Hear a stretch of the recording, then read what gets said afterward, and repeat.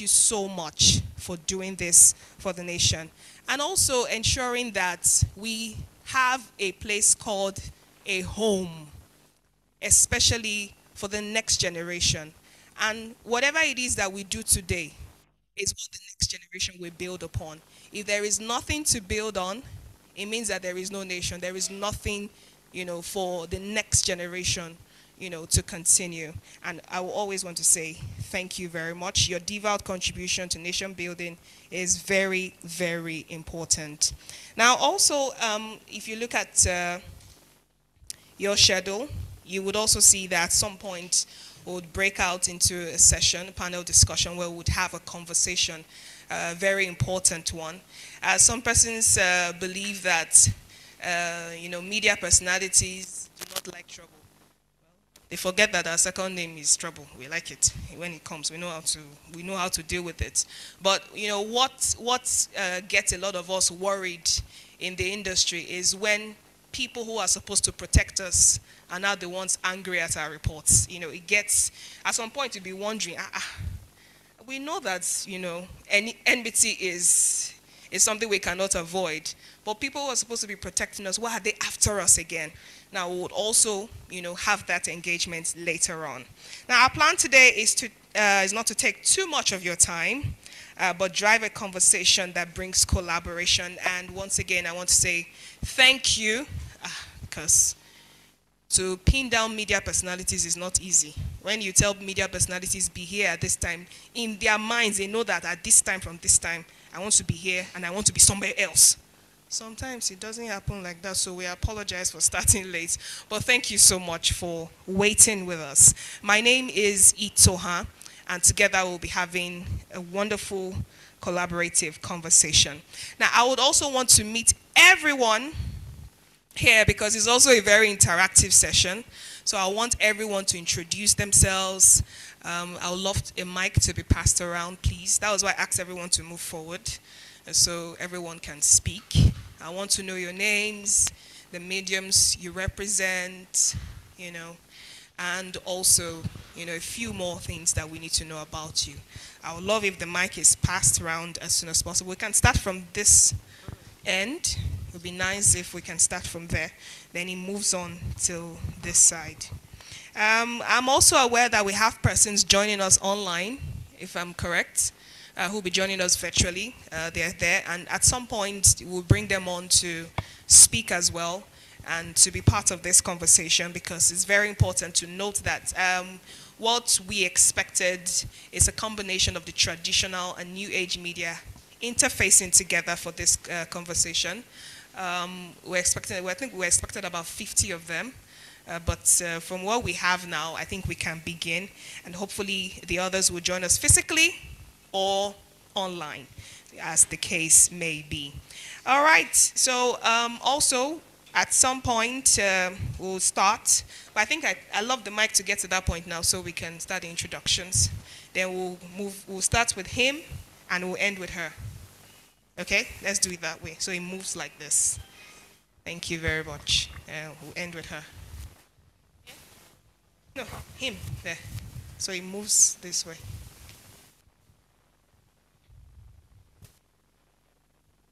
Let's start with you, sir. Good morning. Hello, good morning. My name is Kasim Sumaina. I write for This Day Newspapers. This Day Newspapers. A round of applause for him, please.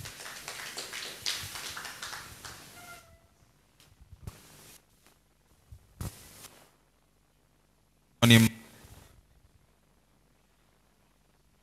Armed Forces Radio. All right, a round of applause. Thank you very much. Good morning, all. My name is Teso Zambri, and I Nigeria. Radio Nigeria, thank you. Good morning, everyone. My name is Chesin Tanwachuku from News Agency of Nigeria. Nan. A round of applause, please. You know, when we attend events, we're always saying, why are they not clapping? Now it's our own. Let's clap, please. My name is Fred Easy. I work with the Sun newspapers. Thank you. Thank you. A round of applause. Good morning, everyone. My name is Boyega Onodiran. I report for Vision FM News, Abuja. A round of applause. Good morning, everybody. My name is Frank Igbefam. I work with the Nation newspaper. You're welcome. A round of applause, please. Good morning, all. Abbas Adebowale Jimon from Daily Trust. I hope we will be done before 1 p.m. Thank you. As expected. My name is Jide Oyekunle. I work with Daily Independent newspaper. All right, a round of applause.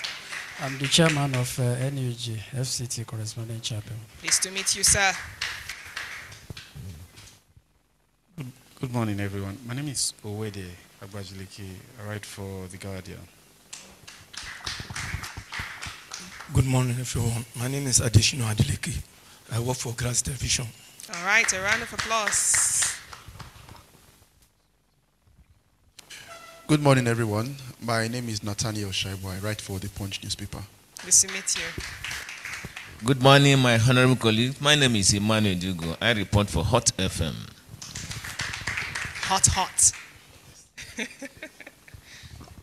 Good morning, everyone. My name is Swat Dunia Dalumo. I work with the cool Wazobia Info brand. You're welcome. Thank you very much. And at some point, we'll all interact. We'll have, personal conversation. Please don't run away at 1 p.m., please. I also know that you have a place to be. I understand that these things come up. All right, so quickly, let's start with what's on our agenda this morning. We're looking at introduction to PPDC. Who is PPDC? What do they do? What do they stand for? If you've worked with them before, for someone like me, if someone asks me what's PPDC, first thing that comes to mind, I would say they eat and breathe the idea that every person in Nigeria should have access to justice. That's what I would say. But they will tell us more. And to do this and to do justice to this, which is the introduction to the purpose and objectives of this media convening, would have the head of communications and knowledge management, PPDC. She is Munachi Okoro, and she'll be telling us more. And in this particular segment, we'll know all about what they do, but she will start off with why we are gathered here. Munachi Okoro, please head up.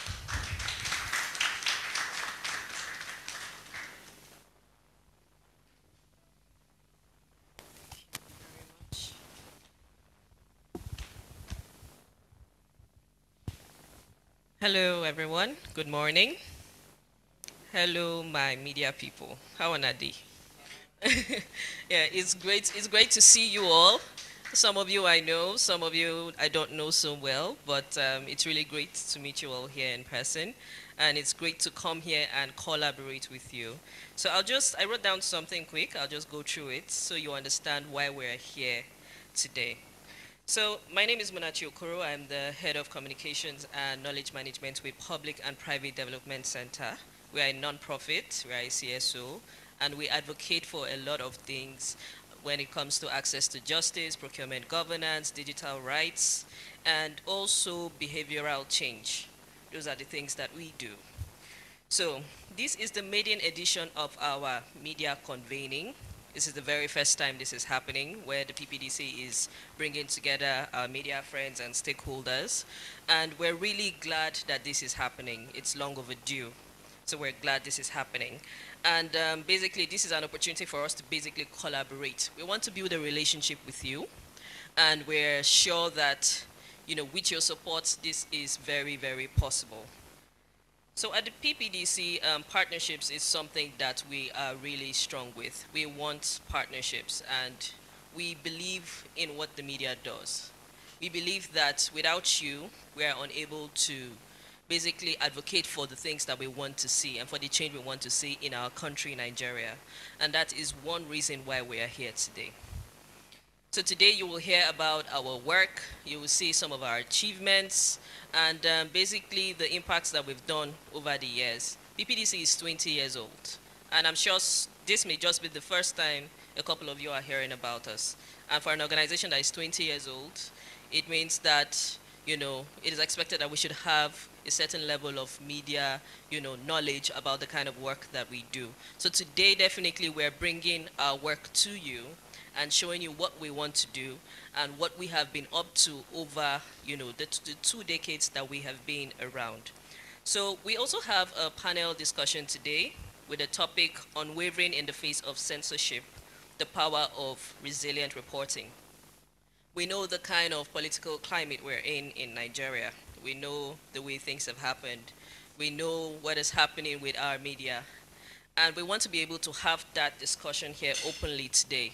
So please relax, sit back while we engage together and share knowledge. Basically, this is networking for us, to meet you and for you to also meet us. Thank you very much.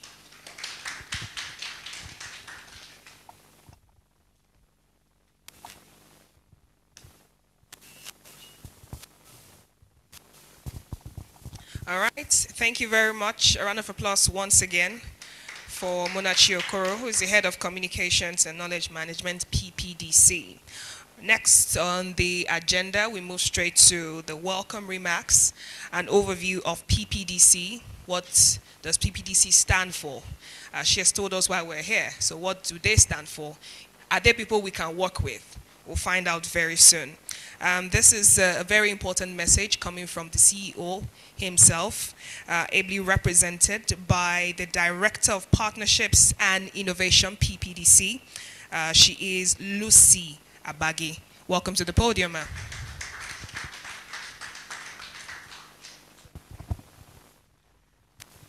Wow, it's good to be here. I know that media will always take their time to do their normal post for the day. Thank you so much. I can see some of my friends that knows me from where I used to come from. All right, good afternoon or good morning. This is still morning, 11:17. My name is Lucy James Abagi. I'm privileged to stand in for the Chief Executive Officer of PPDC, Public and Private Development Center, who is away on a mission for an anti-corruption conference funded by MacArthur Foundation.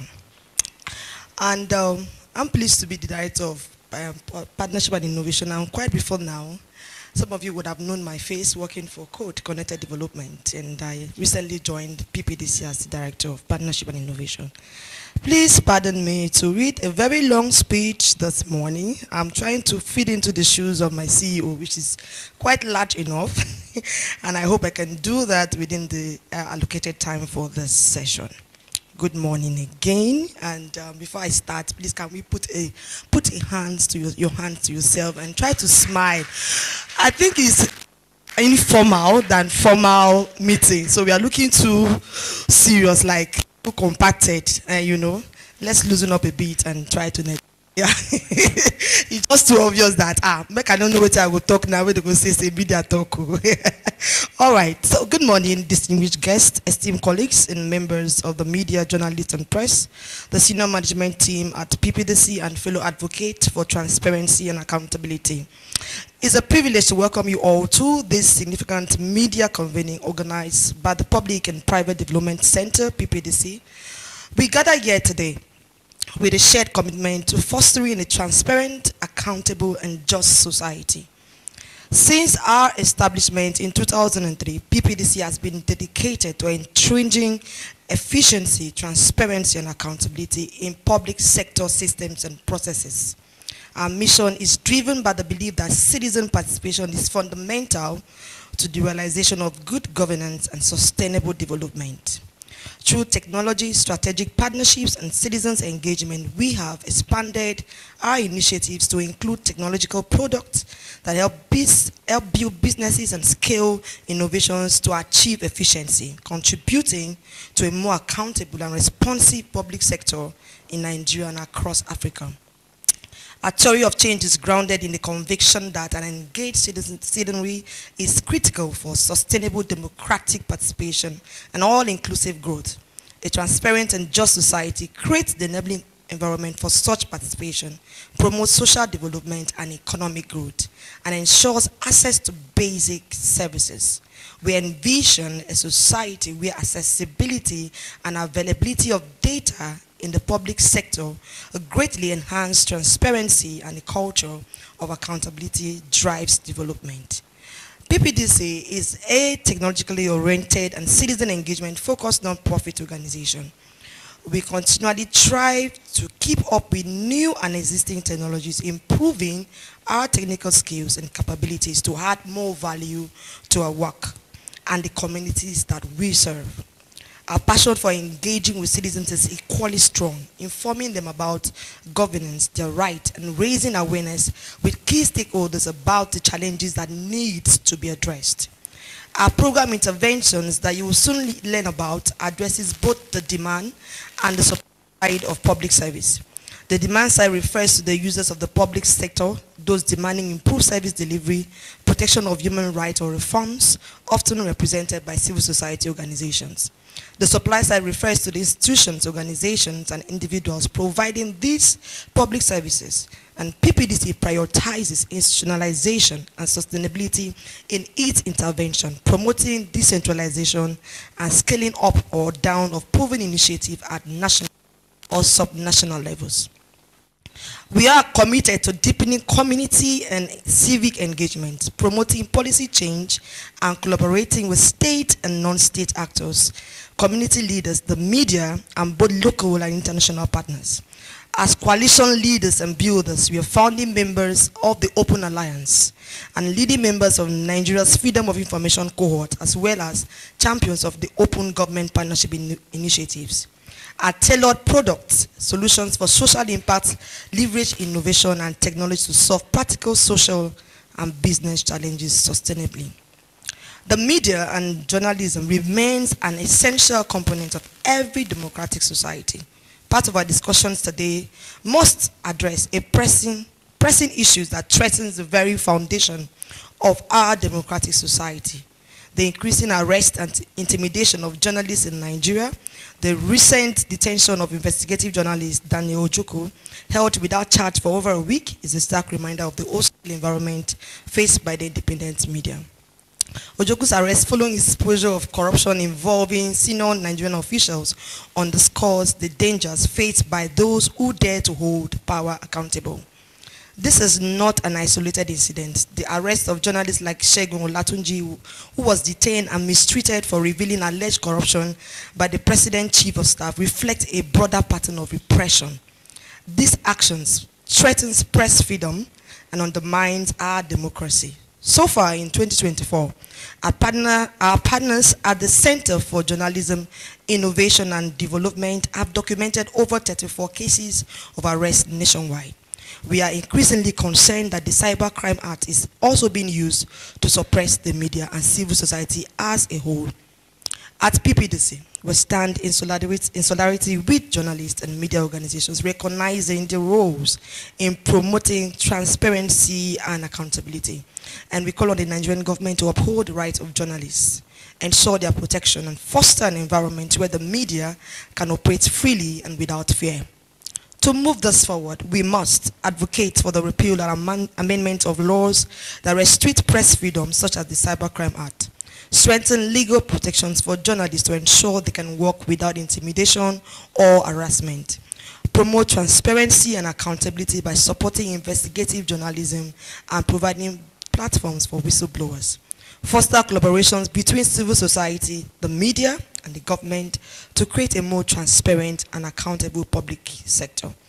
Let us work together to ensure that Nigeria remains a place where transparency and accountability and freedom of the press are upheld. Our collective efforts can create a society where all voices are heard and no one is left behind, and governance truly serves the people. Thank you so much for your dedication to these ideals and for being here today. Together we can build a more transparent, accountable, and just Nigeria. Thank you and welcome to PPDC 2024 Media Convening. Thank you so much on behalf of Jubio Shitu, the CEO of PPDC. Thank you. Keep those hands jamming. Thank you so much. We appreciate you. Well, for everything she said, the only thing I took is, if they arrest me, I'll just call her. Once they just arrest me, oh yeah, PPDC straight. You know how it is where you wake up in the morning, you are really trying. We could have left this country, right? We could have been part of the, many who have left and just said, oh, well, we're tired of this country. We can't do this anymore. But we're still here. Why? Why are we here? To see a better nation. And that's the contribution you put in every day. Yet, if some persons still see it as a threat, why? We'll find out from you. Maybe you would actually tell us more. Aside, telling reports, writing, speaking, recording events, why do they see us as threats? Our jobs are supposed to be, mighty, are supposed to, very, very, very, we do our jobs with so much professionalism. So what's the problem? We'll find out as this program progresses. We're still showcasing PPDC's programs and initiatives.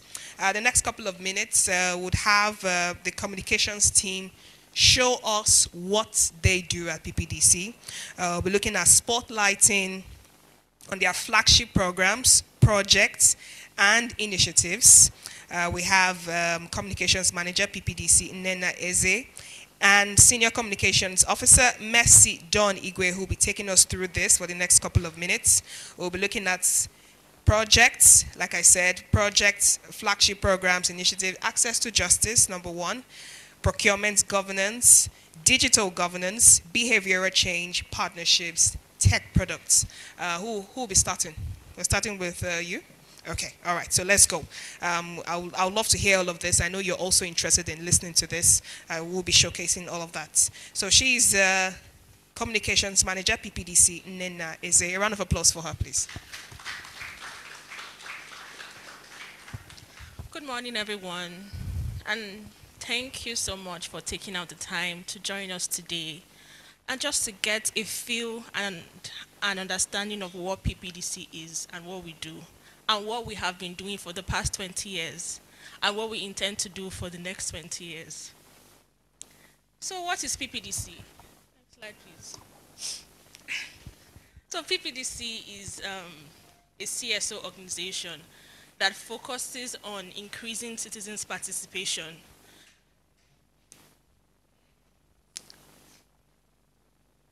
That focuses on increasing citizens' participation in a way that, promotes good governance, integrity, and values across the society.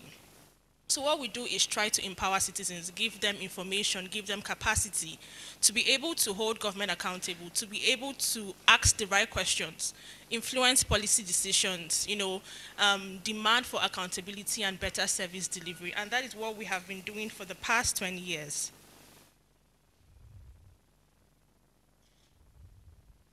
I'm going to be going through some of our project areas. We have four key project areas or program areas in PPDC. And the first one is our procurement governance, which focuses on reforming the public procurement sector and the public procurement space. And we do this by influencing the government and MDAs, state government, local government, to adopt the OCDS as Open Contracting Data Standards. And what this is basically telling the government to open up their procurement information and procurement books using the OCDS, putting those information proactively on different portals at the state level and at the federal level. We have also advocated for the adaptation and proper usage of the Public Procurement Act, which mandates MDAs, both at the federal and at the state level, to be competitive in their bid processing, be open and fair in that process. Some of our impacts in the procurement governance space is we have been able to improve responsiveness in effective public service delivery. We have increased citizens' participation in governance, because at the end of the day, what we have found out is when citizens are informed, when citizens have the right knowledge, they have data, they are able to hold government accountable, and they're able to effectively participate. And I'll be speaking a little bit more about that later on during my presentation. Next slide, please.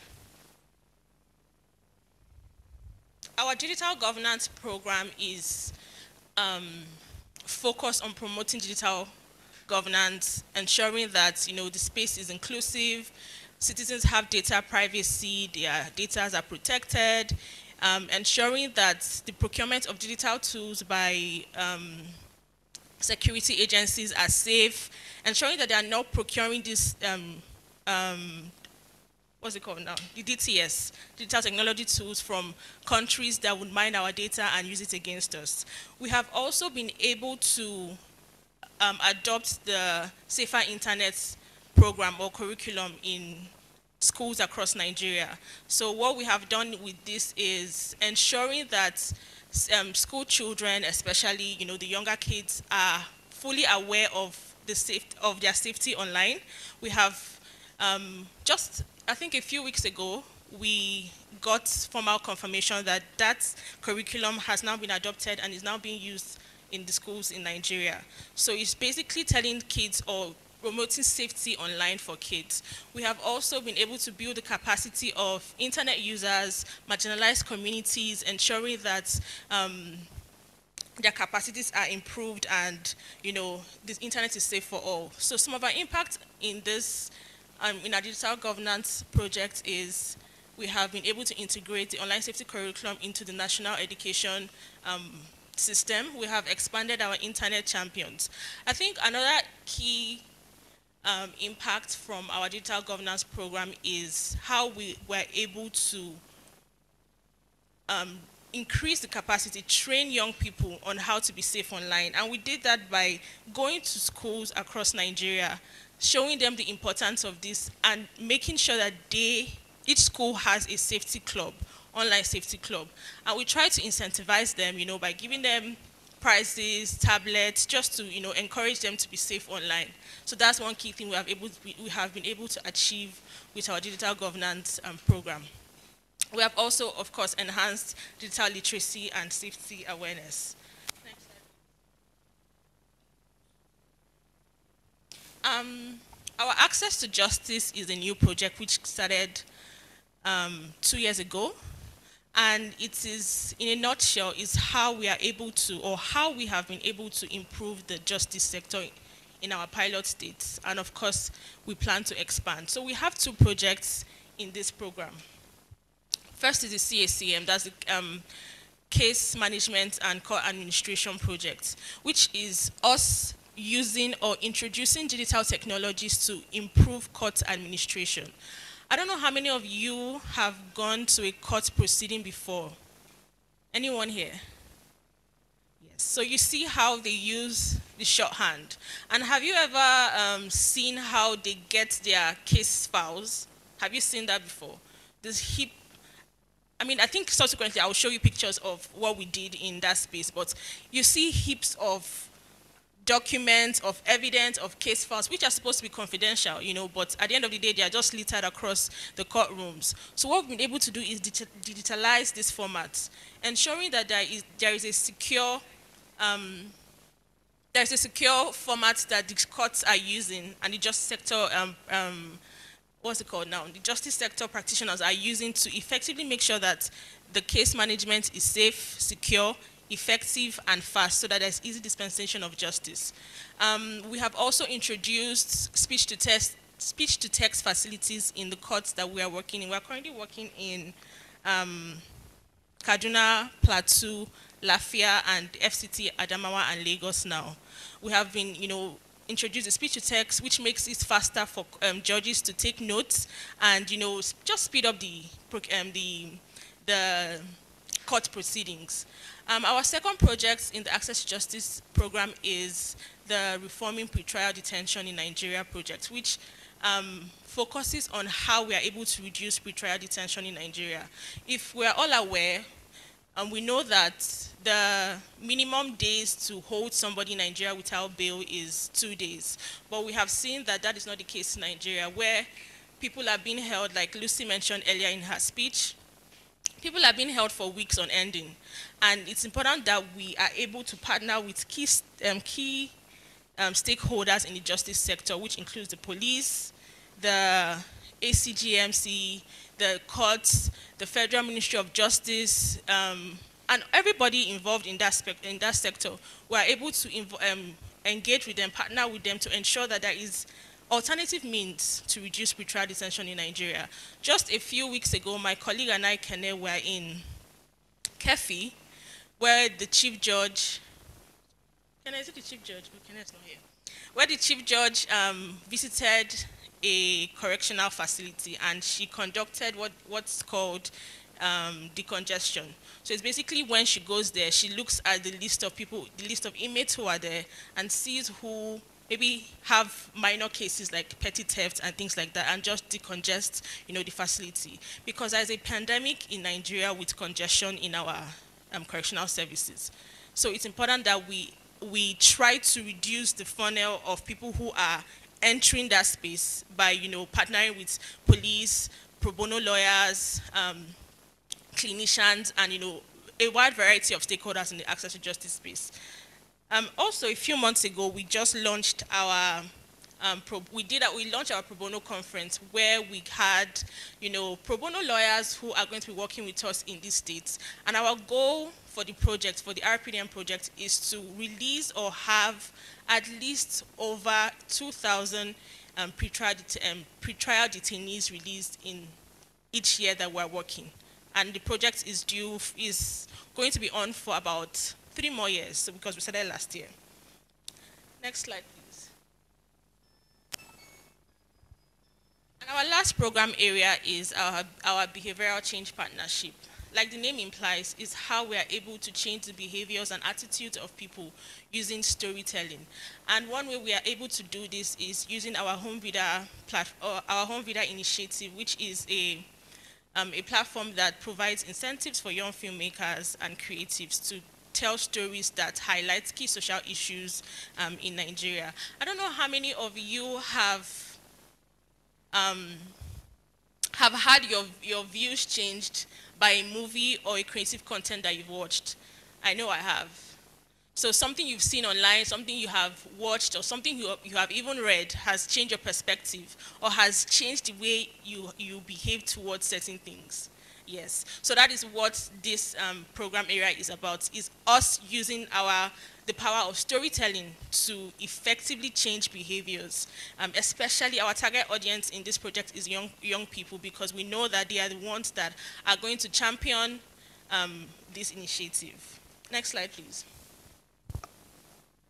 So this is just a snapshot of our progress so far over the decade.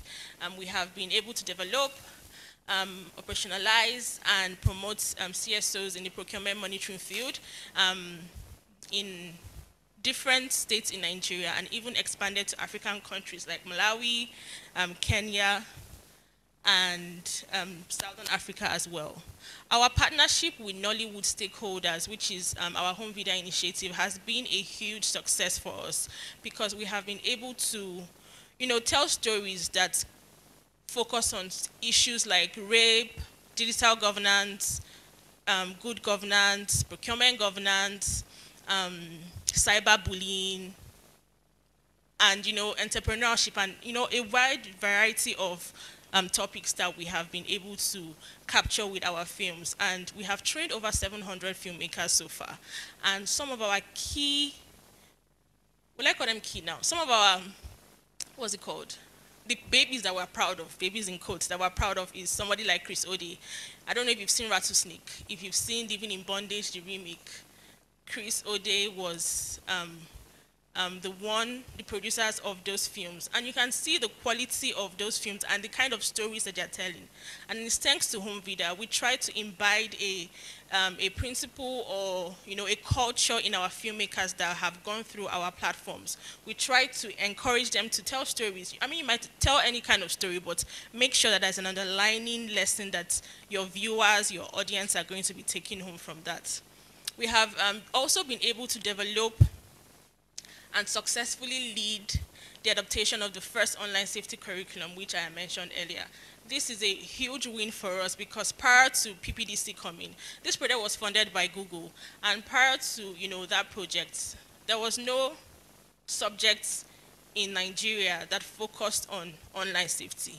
There was no subject in Nigeria that tried to protect our kids about cyberbullying, about pedophile, about phishing, about a wide variety of dangers that are happening online. Even your password protection and things like that, we didn't have a subject, even though there was computer science, but it didn't go in depth about online safety. And we are proud to be the first CSO partnering with government to be able to develop that curriculum in Nigeria.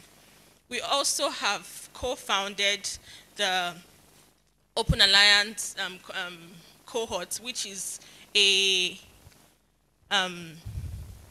cohort of CSOs who are working in line with the OGP, or to ensure that the OGP thematic areas are being met. So we co-founded that, that society or that alliance, and we have been instrumental in ensuring that the NAPs 1, 2, and 3 now of the OGP are, being implemented effectively in Nigeria. Next slide, please. So what is our value proposition? It's basically to activate and sustain the emergence of empowered citizens' participation through good governance, sustainable development, and a life of dignity can be attained for all. Like I mentioned in the beginning, what PPDC strives to do is give citizens the right knowledge, the right capacity to be able to have in-depth conversations with government, and are also able to influence policy decisions. Because it's one thing to just sit down in our homes and let the government, do what they want to do when it comes to policy decisions. I know one instance was I don't know, who has bought lights recently? Who has bought lights from Buy Power recently? Units, lights. Has the tariff, is it reduced or gone up? Because I know what I bought a few weeks ago was lower than what I bought now. Sorry? I'm in band B. I think B. Yeah. So what I'm trying to say is, so conversations like this, when citizens are informed, when they have the right channel to report, they are able to make decisions. And even with the NLC strike, demanding for a higher salary wage, and demanding that government reduces the tariff for electricity. This is what PPDC strives to do, is to make sure that citizens are at the forefront of the decision making in Nigeria. Next slide, please.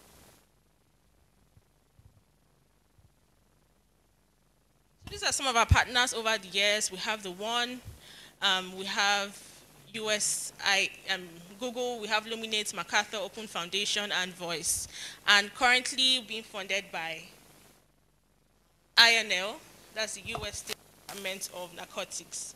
And that is the funder who are supporting us for our Access to Justice projects. Next slide. So what are some of our initiatives? Budeshi. How many of you here have heard about Budeshi?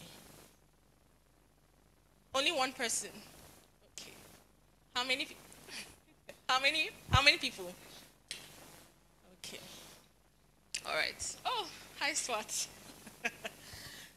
Budeshi. How did Budeshi come about? Budeshi is, for those of you who may not know, is Open It in Hausa. So basically opening up procurement information. So Budeshi started off in a small room with about 4 or 5 people who were requesting data from the government and trying to simplify that data in an Excel sheet. That was before we got funding and we launched our web platform. So Budeshi is basically a civic tech tool that gives citizens access to procurement data. If you have ever requested for an FOI from any MDA, first of all, they actually make it quite difficult for us to use that data. And we all know that as journalists, as CSOs, as individuals in general, data cannot be used when it's not in an easily readable format. We can't use it to do anything.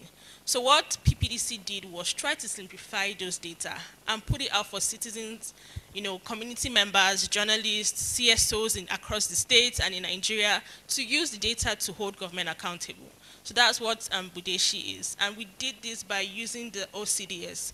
In 2016, when Nigeria signed up to the OGP. It was a big win for us because we were part of the organizations that pushed for Nigeria to be part of the OGP. And what that did was mandate the government to open procurement data, and we took a big advantage of that by expanding Budeshi to states in Nigeria. We have worked with Kaduna, Anambra, Adamawa, Ekiti, Benue, just to name a few of the states that we have worked in, to help their state governments also develop their own open contracting portals at the state level. Next slide, please.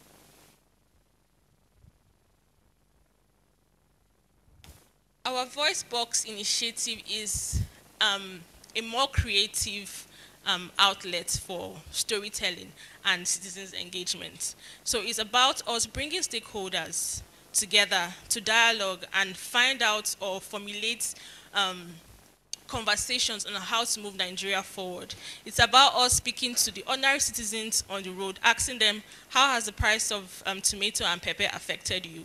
How has, the increase in fuel affected you? Also bringing stakeholders in the government sector and professional bodies to see how policy making can be, simplified, to see how citizens can engage with government, and just opening up that space for people to, share their views and see how we can pick up something and run with it. Because at the end of the day, this is how initiatives and, impacts are made, is by dialogue and conversation across different stakeholders, across different levels of stakeholders. Next slide, please.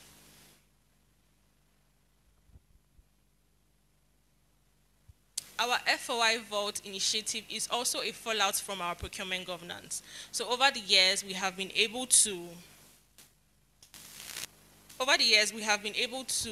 request for hundreds and hundreds of FOI requests from different MDAs across the years. And we usually have our annual FOI ranking, which we started, I think about 6 years ago. And now we have a whole cohort of other CSOs who have joined us to make that experience better and to allow us to rank more MDAs. So what the FOI Vault is just a catalog of all our FOI requests that we've ever sent, all our rankings that we've ever, made, and we encourage citizens, journalists, CSOs to also upload their own versions of FOI requests they have, asked for, and just to share their experiences overall on how their FOI experience has been over the years. So that is what the FOI Vault is. So I will encourage you all to check that out. See MDAs, just do a little bit of analysis. MDAs who have been proactive over the years, MDAs who haven't even sent us since we started, especially the security sector. And I think it's very peculiar because sometimes when we ask them for data from 5, 6, 7 years ago, they still classify it as, or they still say it's classified, it's sensitive. They classify it under sensitive information.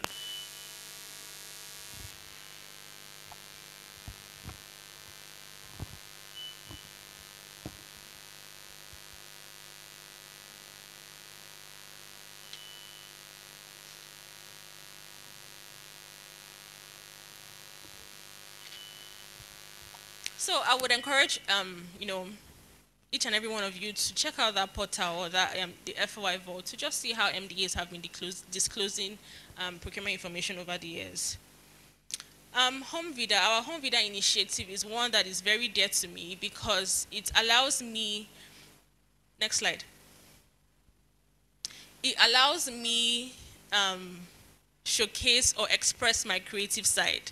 It's one thing to be doing serious business, influencing policies in Nigeria, speaking with government officials, but it's another thing to actually translate those things into easy ways that citizens can,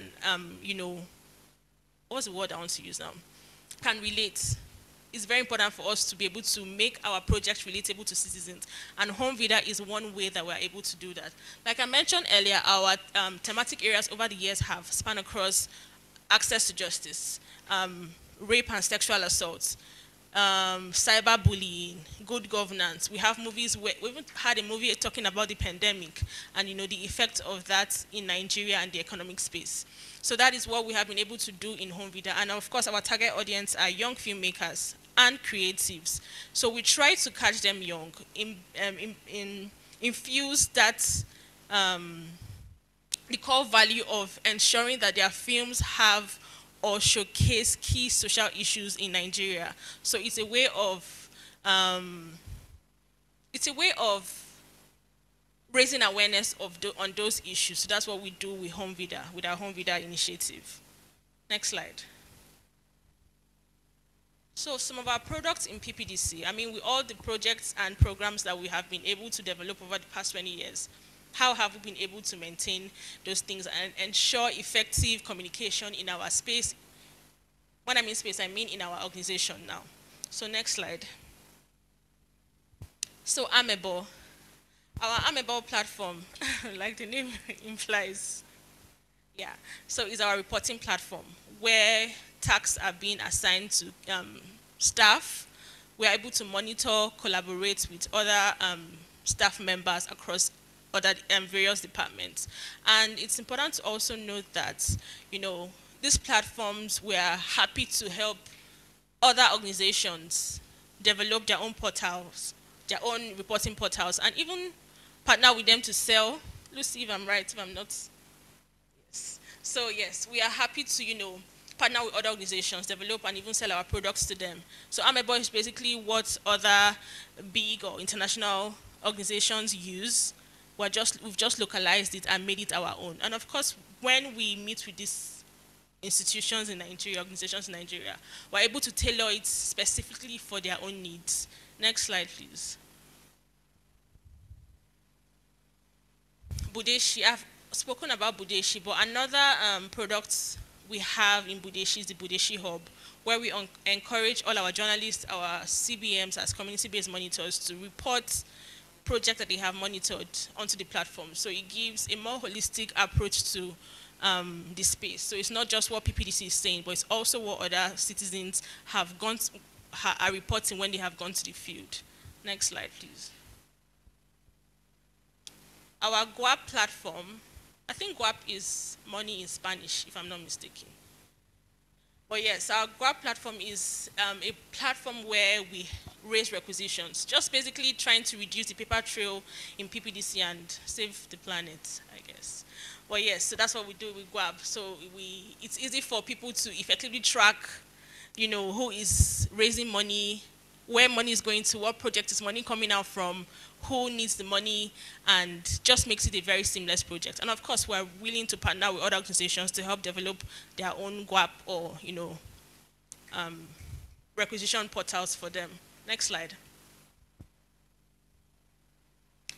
So yes, I think this is my last segment, and it's very important that we showcase some of the impacts that we have had over the past 20 years. Enhancing citizens' participation in governance in rural communities. In 2017, we took a tour, the Budeshi Waka tour, across different communities in Nigeria. And to be very frank with you, the results that we saw were very devastating. You go to a community, you know, telling the community members about projects, about the schools, about the PHCs, and they are so oblivious of the procurement information, the procurement process. Some of them even thought that these projects were a favor from their constituency reps, which was very ridiculous. So that just shows or goes to show the amount and the level of corruption that is happening at the local and rural levels. So we tried to bridge that gap by taking that tour. We took our time to go to communities, meet with their heads, their village heads, their women leaders, their youth leaders, their religious leaders, just to give them procurement information. Remember I said Budeshi started off in an office in an Excel sheet with a group of about 5 people. And that was at the federal level. We had to step it down to the local level, and that was when we found the need, or we saw the need to get our toll-free line, because we realized that the community members didn't have smartphones. They were not able to navigate the tech that we had developed. So it was important that we kind of give them an outlet to either report to us or to call and ask for information. So we developed we launched rather, our Budeshi toll-free line. And with the Budeshi Waka tour, we have been able to impact citizens in a very positive way. And when I say impact, I mean in they are seeing the impact. The impact is working for them. I'll speak about that more in my later on in the presentation. We have improved service delivery in the public space.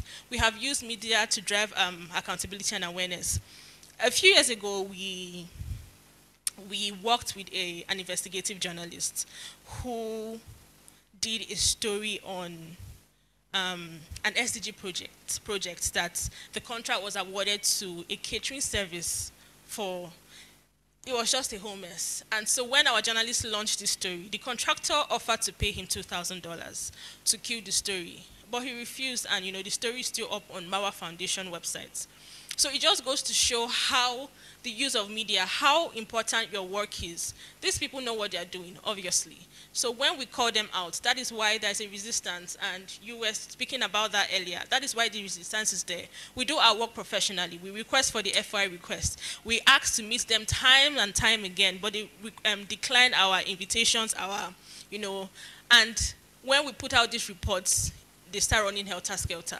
And we've witnessed that across different projects where after our CBMs, our community-based monitors have gone to monitor projects, and we start advocacy, we start, engaging in Abudeshi radio, we start to create tweet chats, we start to reach out. You see them going back to the project to go and do what they were supposed to do 1,000 years ago.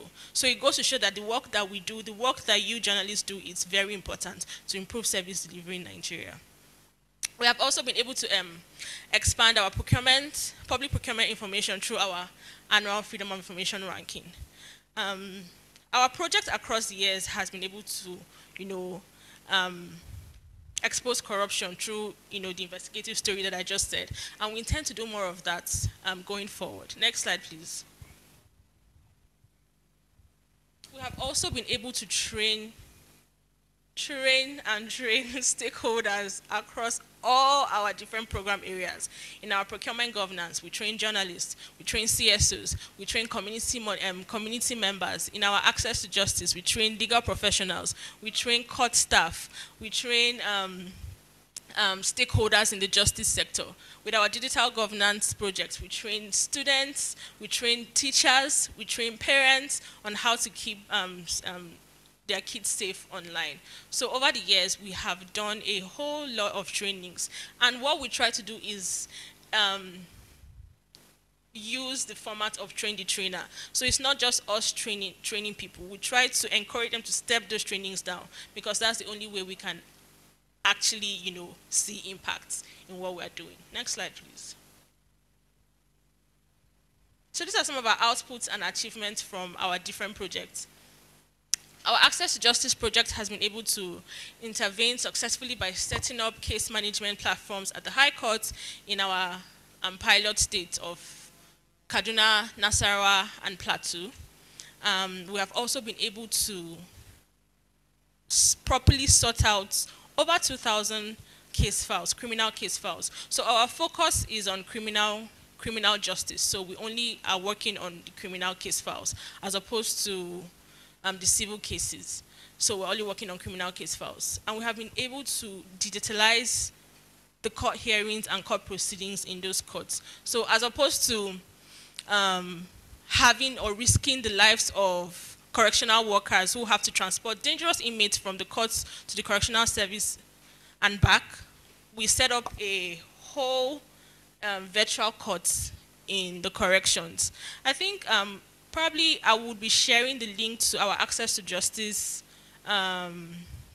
documentary, which highlights this. So inmates now stay in correctional services, so they don't call it prisons anymore.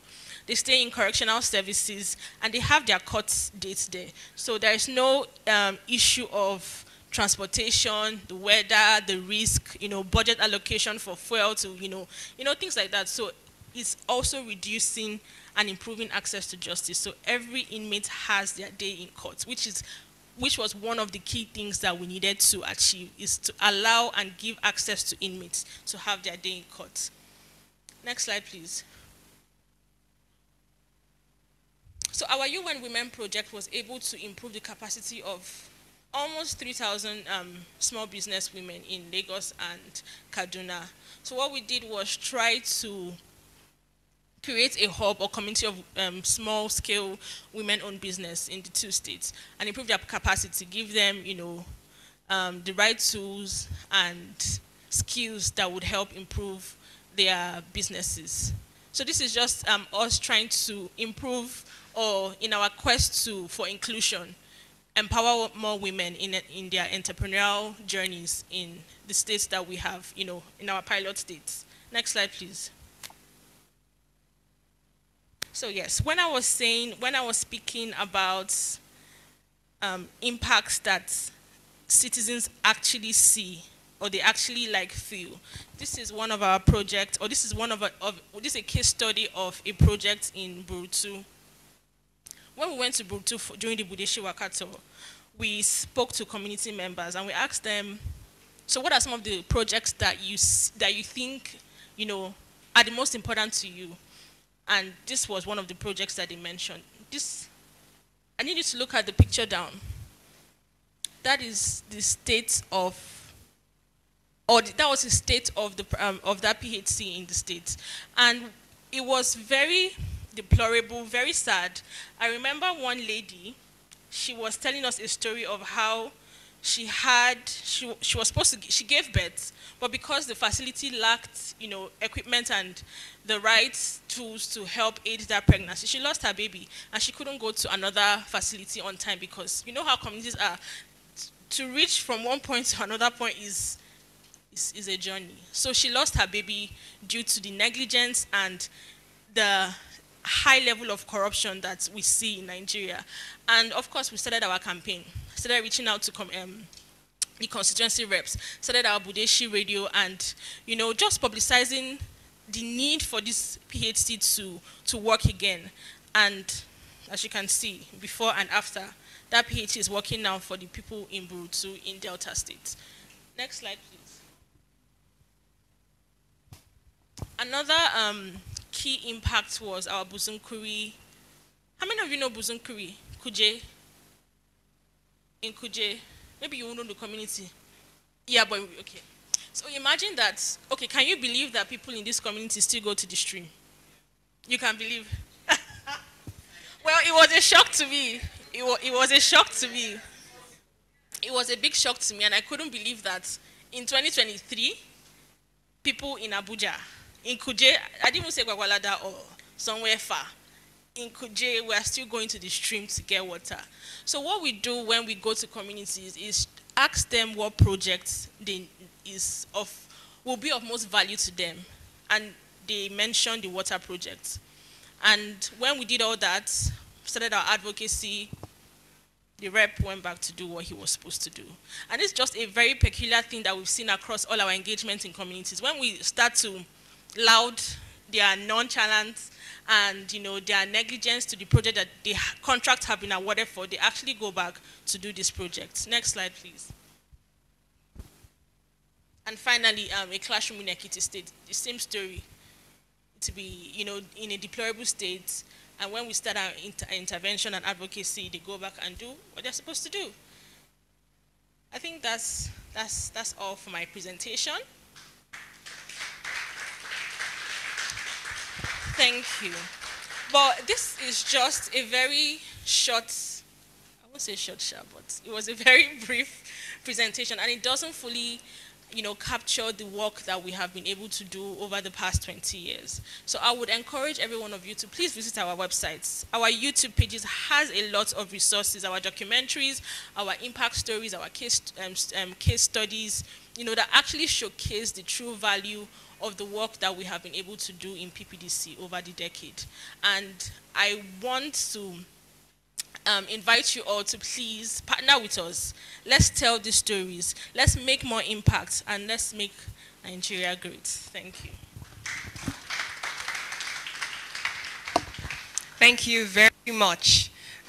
When she was talking about primary healthcare centers, I remembered a few weeks ago when Fred and I visited Kano State. He's laughing.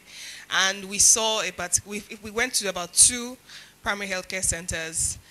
For some of them, we saw them sitting on the floor. Some persons will say, oh, it's their culture. And we realized that the state of the PHCs were pregnant women were seated on the floor.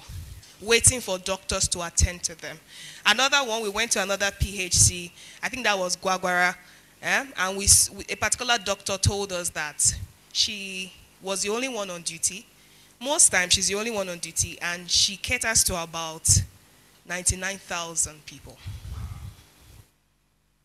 Yes, 99,000.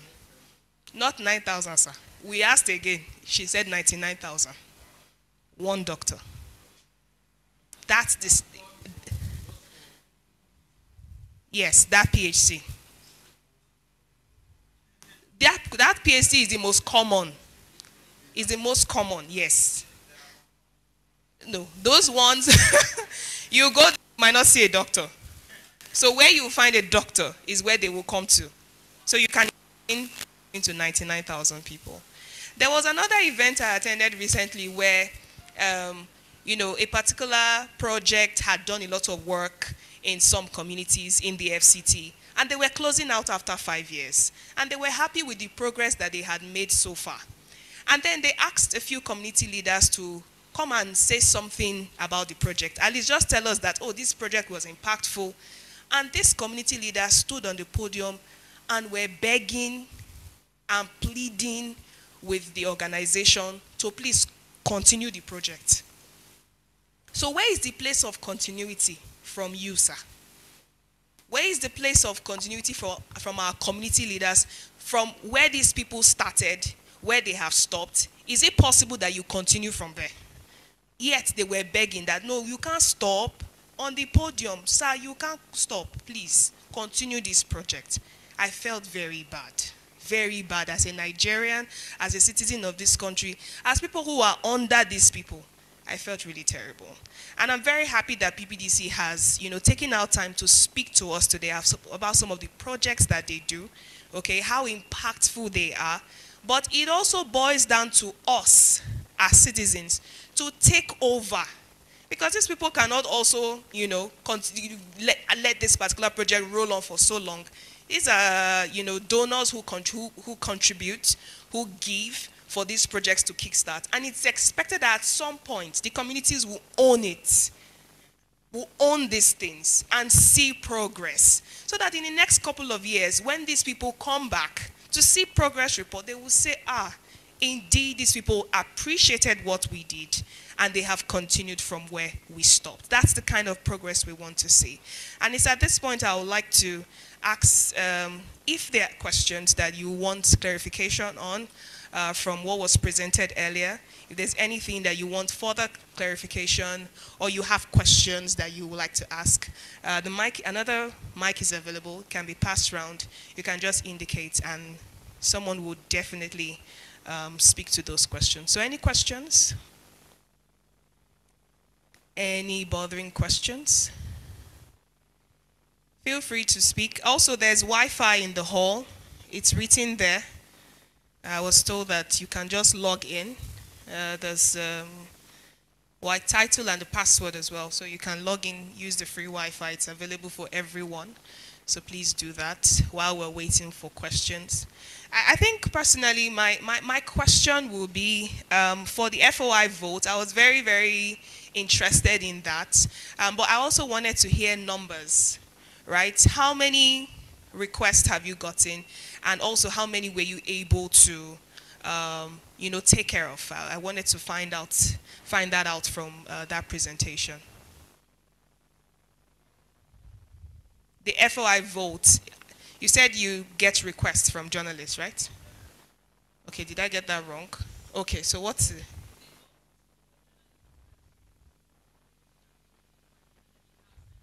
Okay.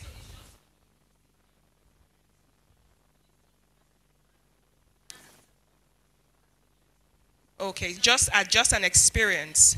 Oh, okay.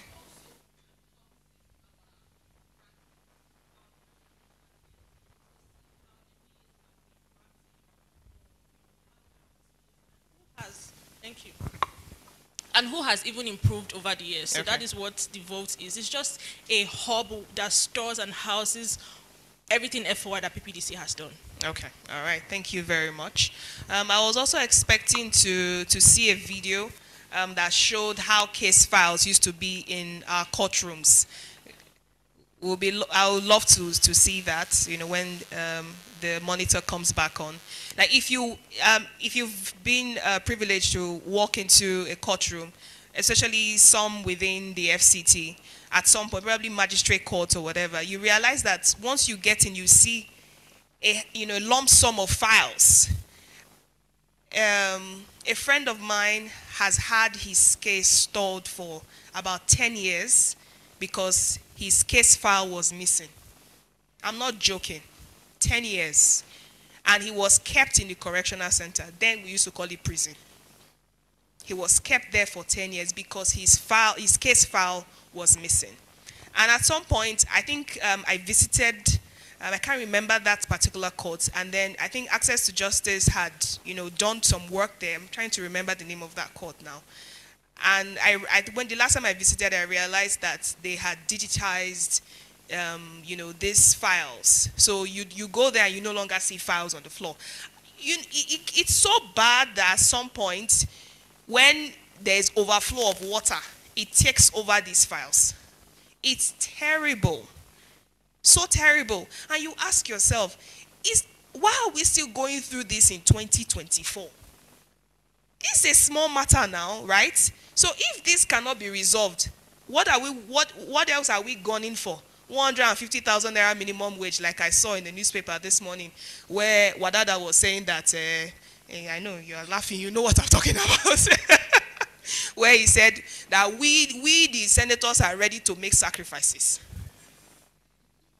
That thing cracked me up on air this morning. I didn't know when I had to take out time to laugh. Like your National Assembly members are saying that, oh, it's time, we will make sacrifices for 150,000 naira as minimum wage. You've not taken care of filing in court.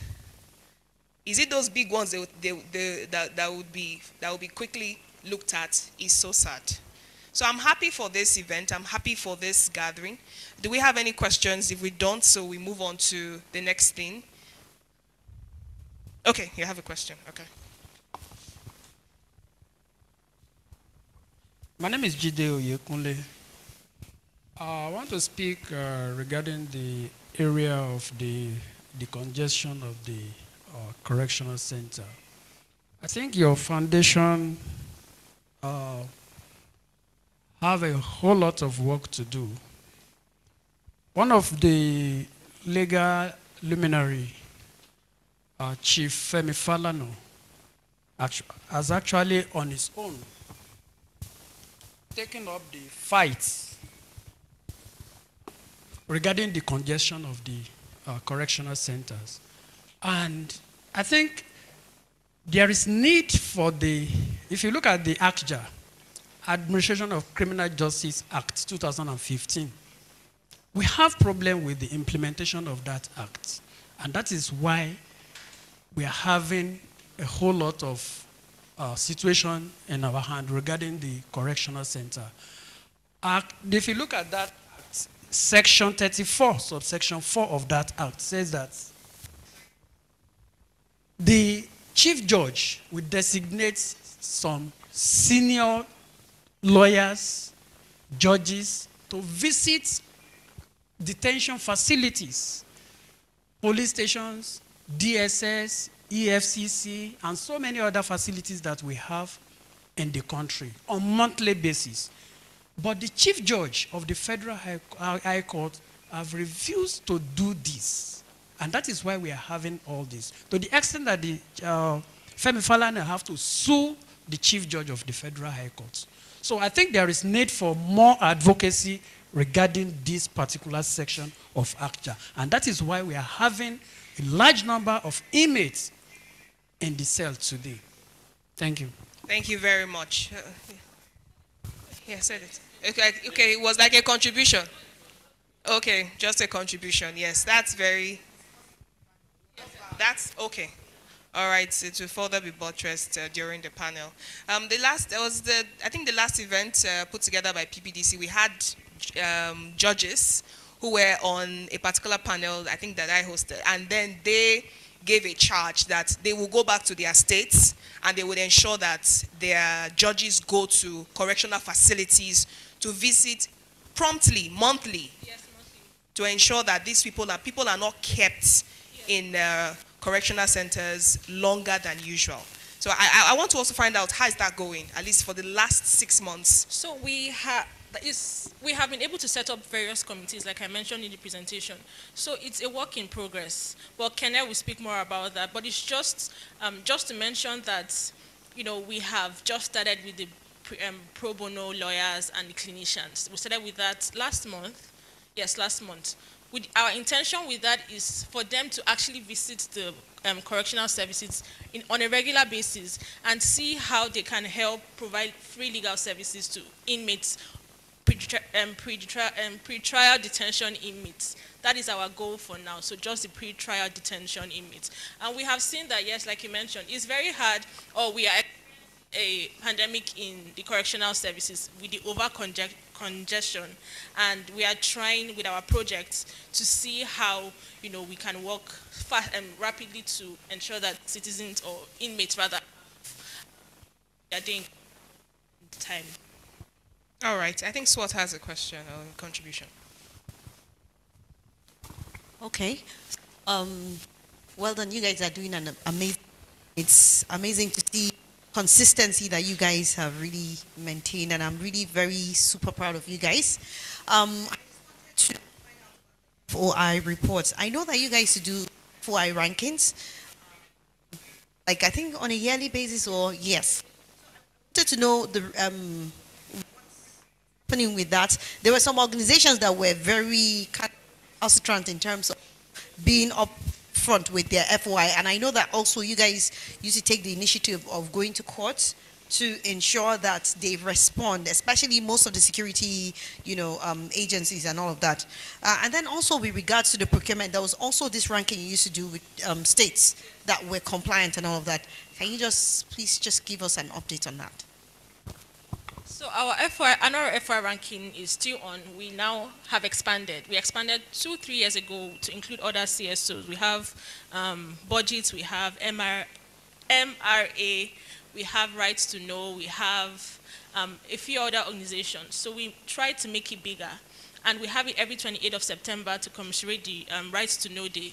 So I think currently we're about to rank about, if I'm not supposed to say, okay, I can't speak. Okay, yeah, we're about to rank about 250 MDAs this year, and we're also going to be doing a lot of comparison and analysis on how those MDAs have been performing in subsequent years.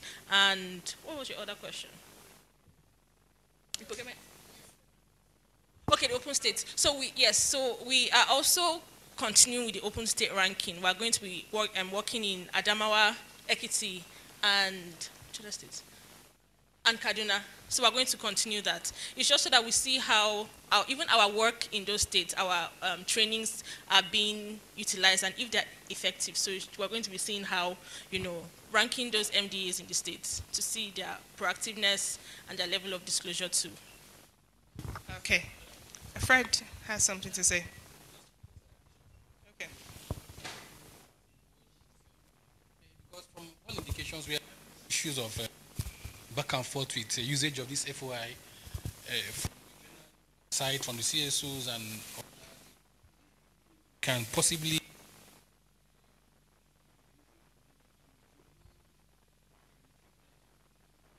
let there be some strong words to it, compulsion.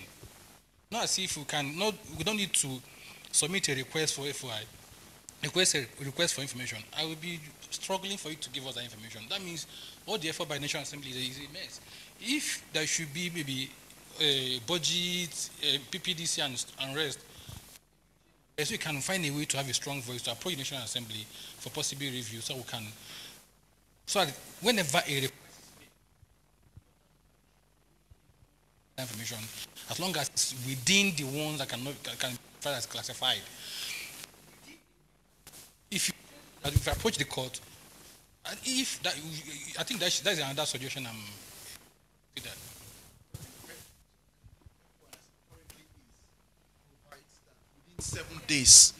Within 7 days of receiving your request letter,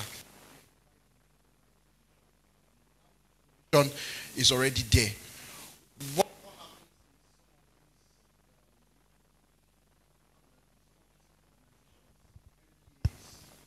Personally, in my experience, sometimes, I think my voice is louder though.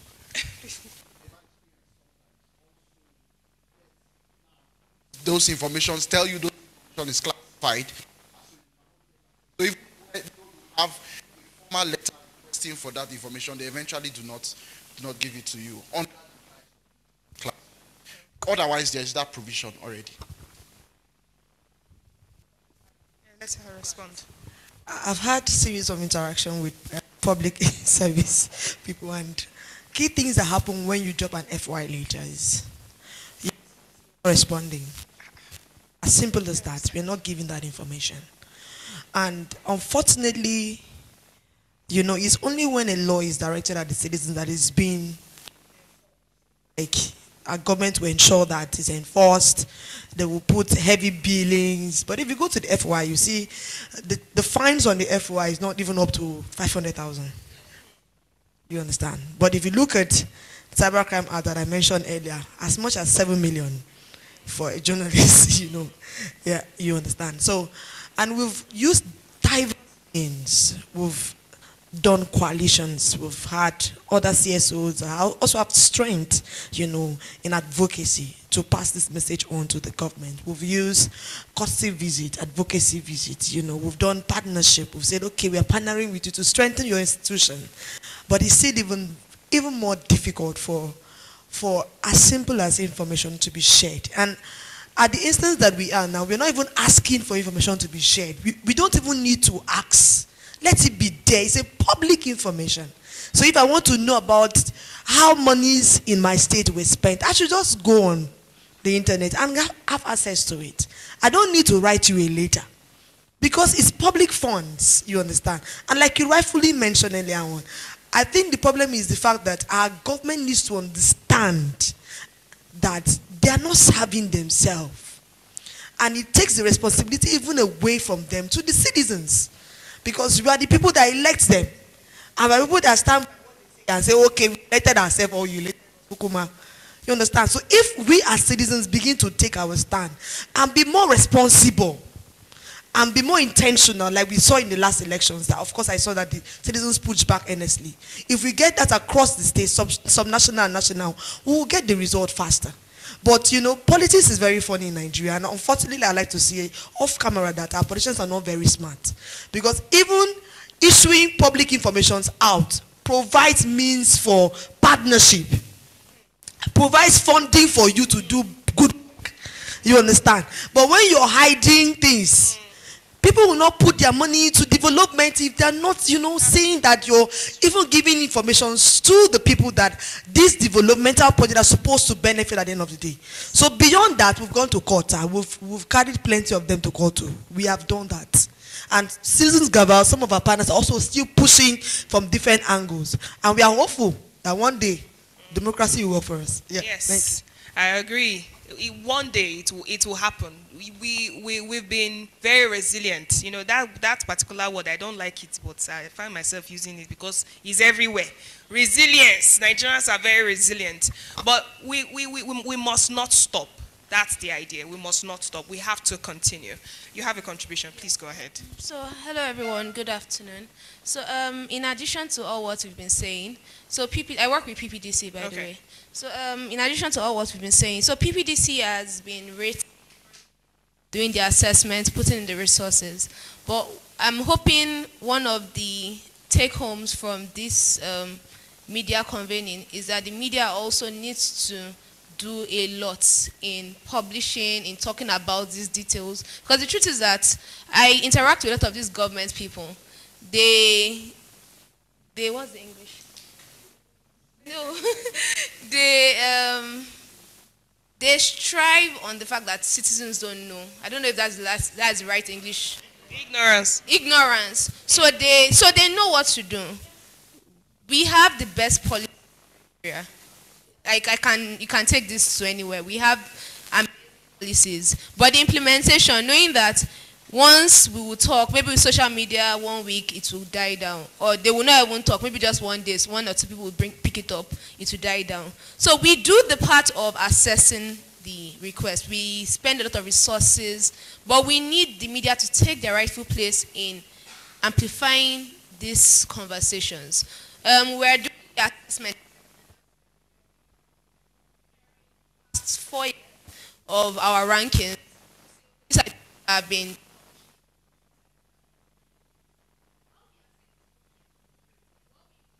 once we publish this information, media will pick up on it. Will say, okay, why are they spending 1.5 billion on toiletries? Okay.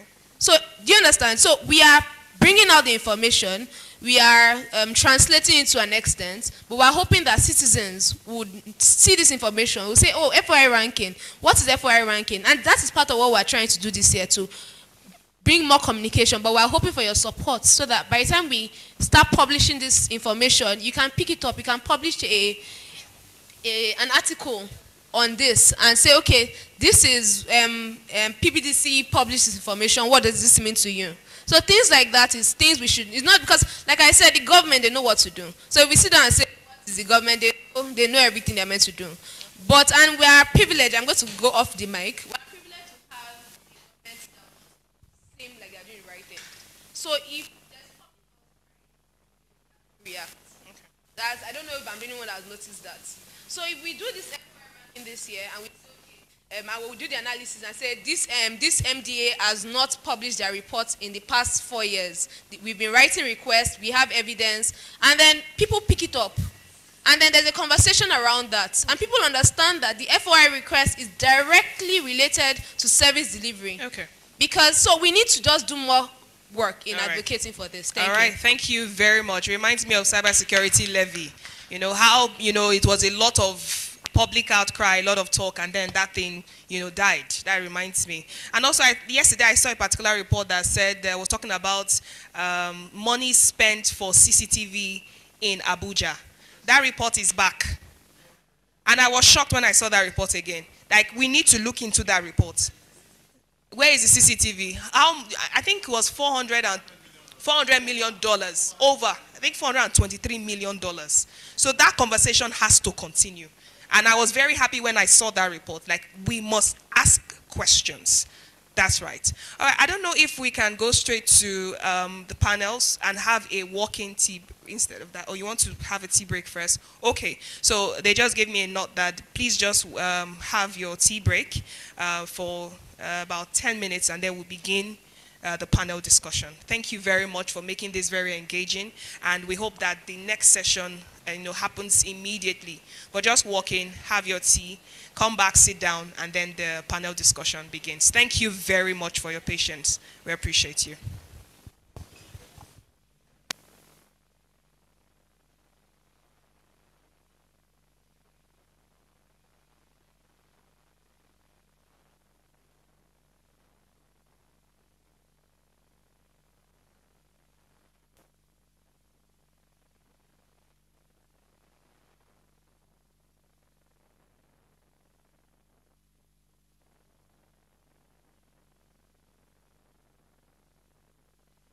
And when I mean records, I mean it included the criminal cases. The files are everywhere. You will find them in the floor. You find them, well... Stating here, you can take it to the bank. It's something that we have experienced, we interface with on a daily basis, and it's time for us to create and start the conversation that will bring about change. And we have a list of persons who will be helping us to do that this afternoon. And we'll be looking at unwavering in the face of censorship, the power of resilient reporting. I'll be calling them up to the podium now so they can just quickly take their seats, and then the moderator will take over. Are we ready? Okay. Thank you very much. All right, starting off with the editor, Federal Radio Corporation of Nigeria, Teso Zamba, who is the moderator for this particular panel. Please come up. A round of applause for him as he does that. I'll be handing over the mic to him very soon. And also on this panel, we have Senior Program Manager Governance, Ife Olatunji David. Please walk up to the podium. Where is the person? Okay, all right. Thank you very much. We also have I'll skip that person on purpose. I'll come back to him. He has been clapping very loudly. That's his punishment. All right. I would also call my colleague. Let me be selfish a bit. Chairman, Nigerian Union of Journalists, FCT correspondent Chapel, Jide Oyekunle. Please come up and take your seats. And also a very fine journalist and on-air personality with Nigeria Info, SWAT. Danae, you're welcome. Please take your seats. And hey, I'm back to the person I skipped. Yeah, SWAT, welcome. And also now, back to him. He is the Senior Program Manager, Access to Justice. His name is Kenechuku Agu. He's the one that troubled my life, and I troubled his as well. Please make your way to the podium. And please don't stand on existing protocol, lean on it. All right, let's begin. Handing over now to Teso Zamba, who is the moderator for this panel discussion. Over to you. Very well. Thank you very much, Ituan. Let me say I came to this program as a panelist, but I have ended up being the moderator, and I think I deserve another round of applause. Conscious of the fact that we have spent time, and I know some of our colleagues are itching to touch base with their places of assignments, we'll go straight to the point. And let me formally present this esteemed panelist for this segment of the program. To set the ball rolling, let's get to, and I will start with you by my right, Mr. Kene Chuku. What's your impression about the press freedom in Nigeria? What impression do you have about press freedom in Nigeria? All right, thank you very much. I'm so glad to be on this panel for several reasons. But let me go straight into the first question, right? As a lawyer, I will say first, we have press freedom. That is what I would say as a lawyer. And I would say why I say that emphatically. Because the question, for instance, when United Nations is gauging or when organizations are ranking to find out if countries are collaborating, if countries are meeting up with expected standards, the indices for checking it is presence of laws. So do we have laws that ensure press freedom? Yes. So that's why I say it as a lawyer, my first answer will be yes. Our constitution guarantees press freedom, right? And various other laws and regulations. However, you now deal with, in practical terms, what do we see on ground? What can we say amounts to press freedom? A country where they can suspend Twitter for so many months, you would answer the question whether there is press freedom or not. A country where, for instance, I was with Nena in Kefi last month, and we wanted to take pictures of the visit to the correction center, and they were like, no, you can't. In fact, one of the officers volunteered to take a picture of us, and she was busy imputing her phone number in my phone till we left that place and didn't take a picture. Eventually, we found out that they had this unwritten rule that we couldn't take pictures there. But when I went to Lagos, to Kirikiri, and I found that quite interesting, the officers in charge there were very much open.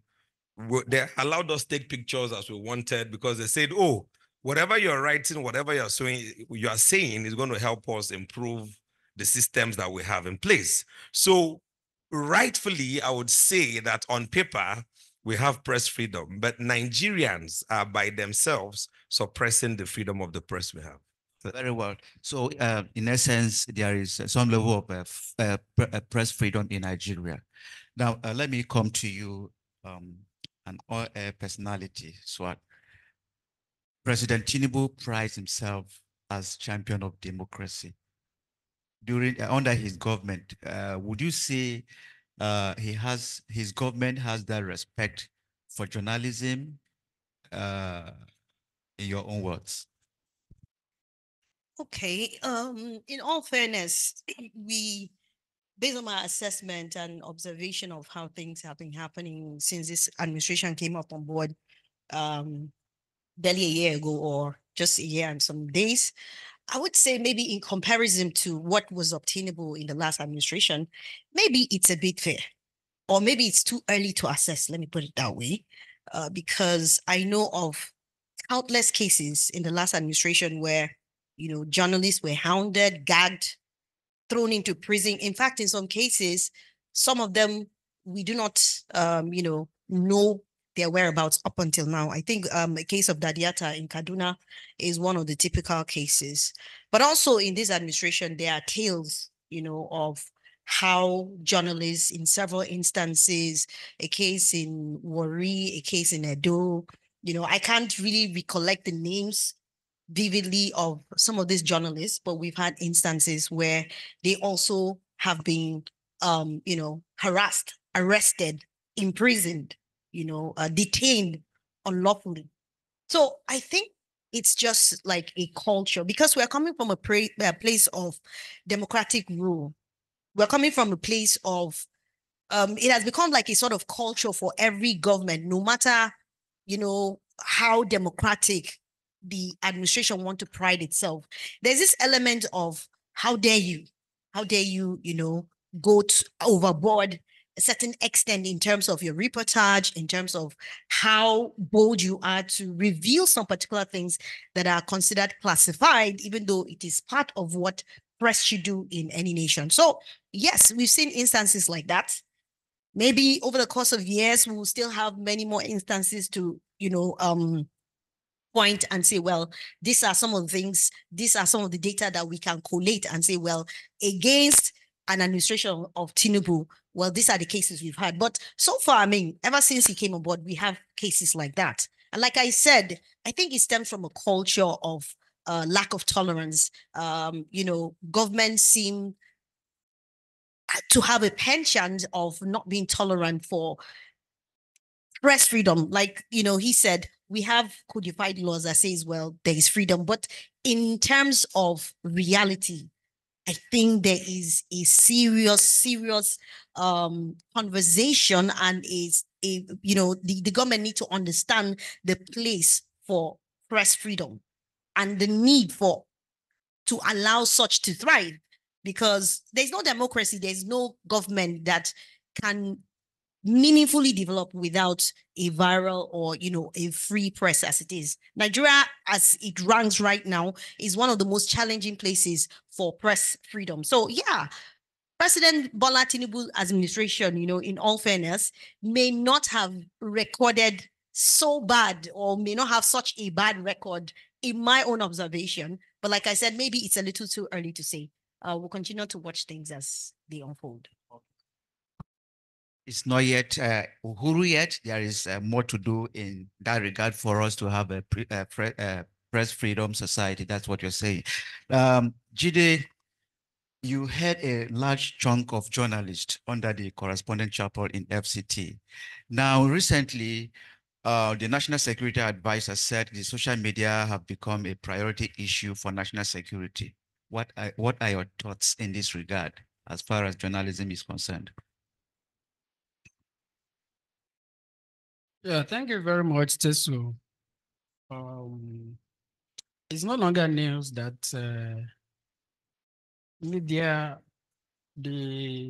what they call the media have become, the media space and civic space has become so hostile, toxic, dangerous, and suffocating, particularly in this administration of President Bola Ahmed Tinubu. I beg to differ with SWAT in this regard, simply because I think this government, the government official, as well as the government itself, they have this kind of penchant for criticism and dissenting voices when it comes to the probing into whatever they are doing. And this government is making use of this Cybercrime Act of 2015, which I would describe as a very vague and nebulous act. I can remember vividly a few months ago when the law was about to be amended by the Senate Committee on National Security. I made a presentation before that committee that Act 2024, that's Section 24, subsection 1, should be expunged from that act. But it's very, very unfortunate that what we have now, it has been amended. And that is what all the security agencies are now catching on. That is what they are using to clamp down on journalists. They are using it to clamp down on the vocal citizens, the civil society, as well as Nigerians. So now they are going after Nigerians using social media, particularly criticizing government. And I want to tell you, Tesu, Section 24, subsection 1 has been amended to the extent that sending of pornographic materials, that is, it is no, you cannot use Section 24 as cyber stalking again any longer. It has now been, cyber stalking has now been limited to sending of pornographic material, sending of the information that is capable of breaching public peace and breakdown of law and order, as well as sending messages that have impact to threat to life, as well as national security. Now, I look at the whole amendment of Section 24 as a Greek gift. Greek gift in the sense that it is still very porous. It is still subject to abuse by the security agents. So there is need for us as a media practitioners, the stakeholders. We need to be on guard because there are so many other laws pending before the National Assembly aimed at helping the Nigerian government to tighten its grip on the press freedom as well as the freedom of expression. So the national security advisors, they are using this, and there is need for us to know that it is not yet uhuru for that section. Thank you very much. Thank you very much for that revealing contribution you've made, Jide. Now, if as a development partner, based on what we've heard from the members of the panelists here, are you worried about the censorship in Nigeria? And if you are indeed worried, how do you think this can be changed for the better? All right, thank you, and I'm happy to be here. Good afternoon, everyone, again. So there was something Kenneth said in his opening conversation where he spoke about people, the problem is rooted in the people. I don't know if I quoted you wrong, but you mentioned that. So why I'm starting with that is that I believe the government is a reflection of the people. How we behave as a society is how, because the government are not angels, they are everyday Nigerians that became the government. So I like to break down problems into smaller problems.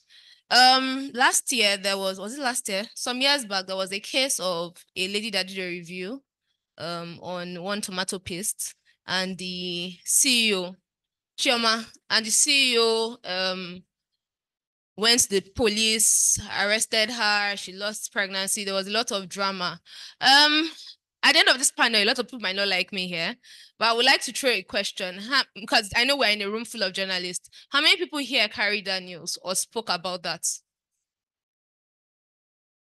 Because yes, I noticed that it was when the international community started shedding light on it that our local journalists started carrying that news. That's what I noticed. I might be wrong.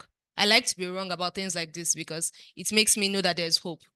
So we need to, why I'm bringing this issue is that most times, when we all have a part to play, A to J has a part to play to talk to the police. That it's not every time someone comes to bring a case that you carry it. Because we always try, we have this culture in our country where we don't like to hear criticism.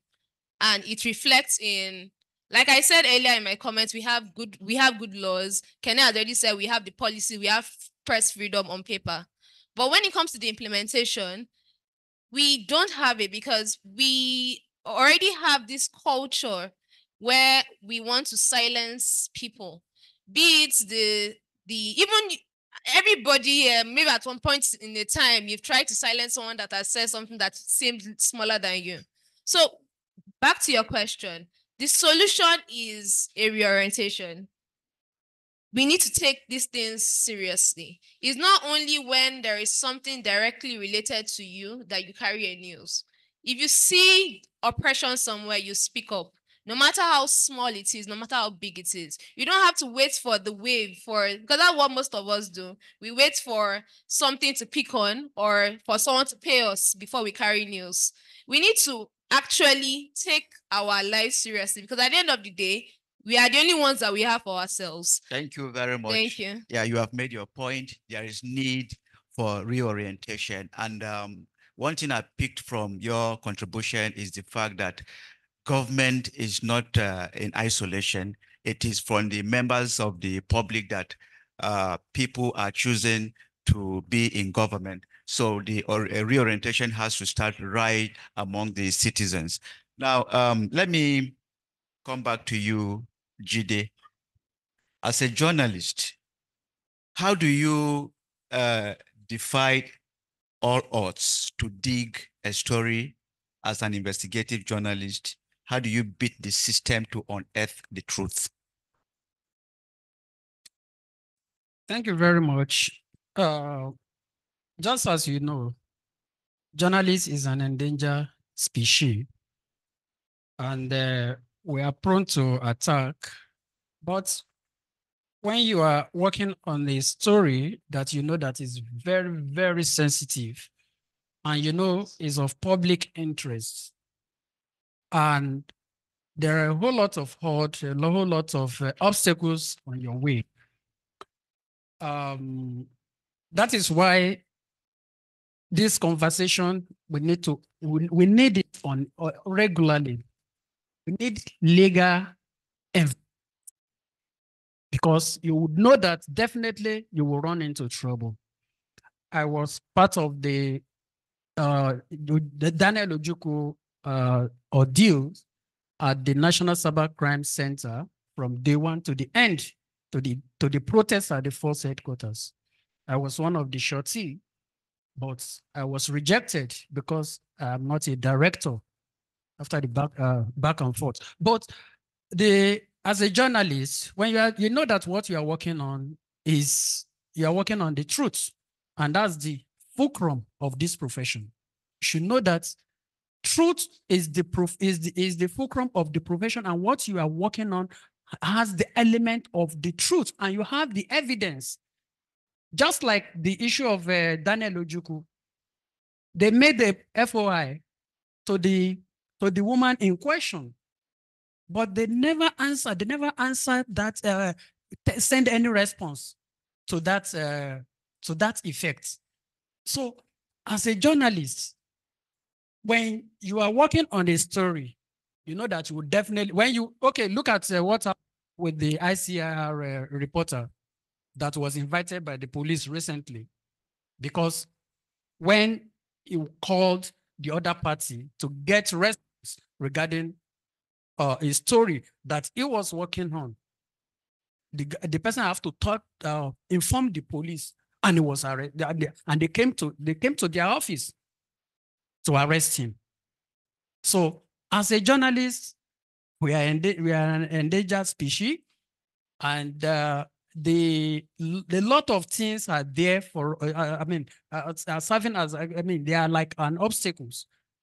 But when you know what you are working on, you definitely know that you will. When you do the story, you give the other party the right of response. to get their own side of story of the story. But when you give them time and they didn't respond to your question, you have to go ahead with the story. There is nothing. The bottom line is that the media space is very, very hostile, and there is need for us to remind the government they have this legal obligation to protect the fundamental rights of every citizens, including that of freedom of expression and press freedom. Thank you very much, Jide. Yes, the government owes it a duty to protect journalists. By the way, journalists are the fourth estate of the reign, meaning they are part of government. But unfortunately, in this climb, the government sees journalists as enemies of progress, whereas they should be seeing them as partners in progress. Mr. Kene, I know that one of your products has to do with technology. And based on the presentation we've had before, you've trained journalists in Northern Nigeria, Northeast and Northwest, to the tune of about 40 journalists, if I'm not mistaken. And I believe some of those trainings, you focused on use of technology. Now, how can journalists leverage technology to advance resilient reporting? Thank you very much. The use of technology, very key and very important. But I will start by taking it up from where Jide stopped. Jide talked about journalists being an endangered species. And I also want to add in Nigeria that lawyers have also become an endangered species. Because, for instance, the tomato paste story, it was a lawyer who wrote the petition, and a lawyer was also defending the lady. So as a lawyer, either way you're doing your work, you're an endangered species. And by our rules, you are mandated to receive briefs from both sides, right? Why am I saying this? Recently, someone wrote something about, oh, I've uncovered why Mr. Biggs folded, and that caught my attention. And even captioned it investigative journalism, right?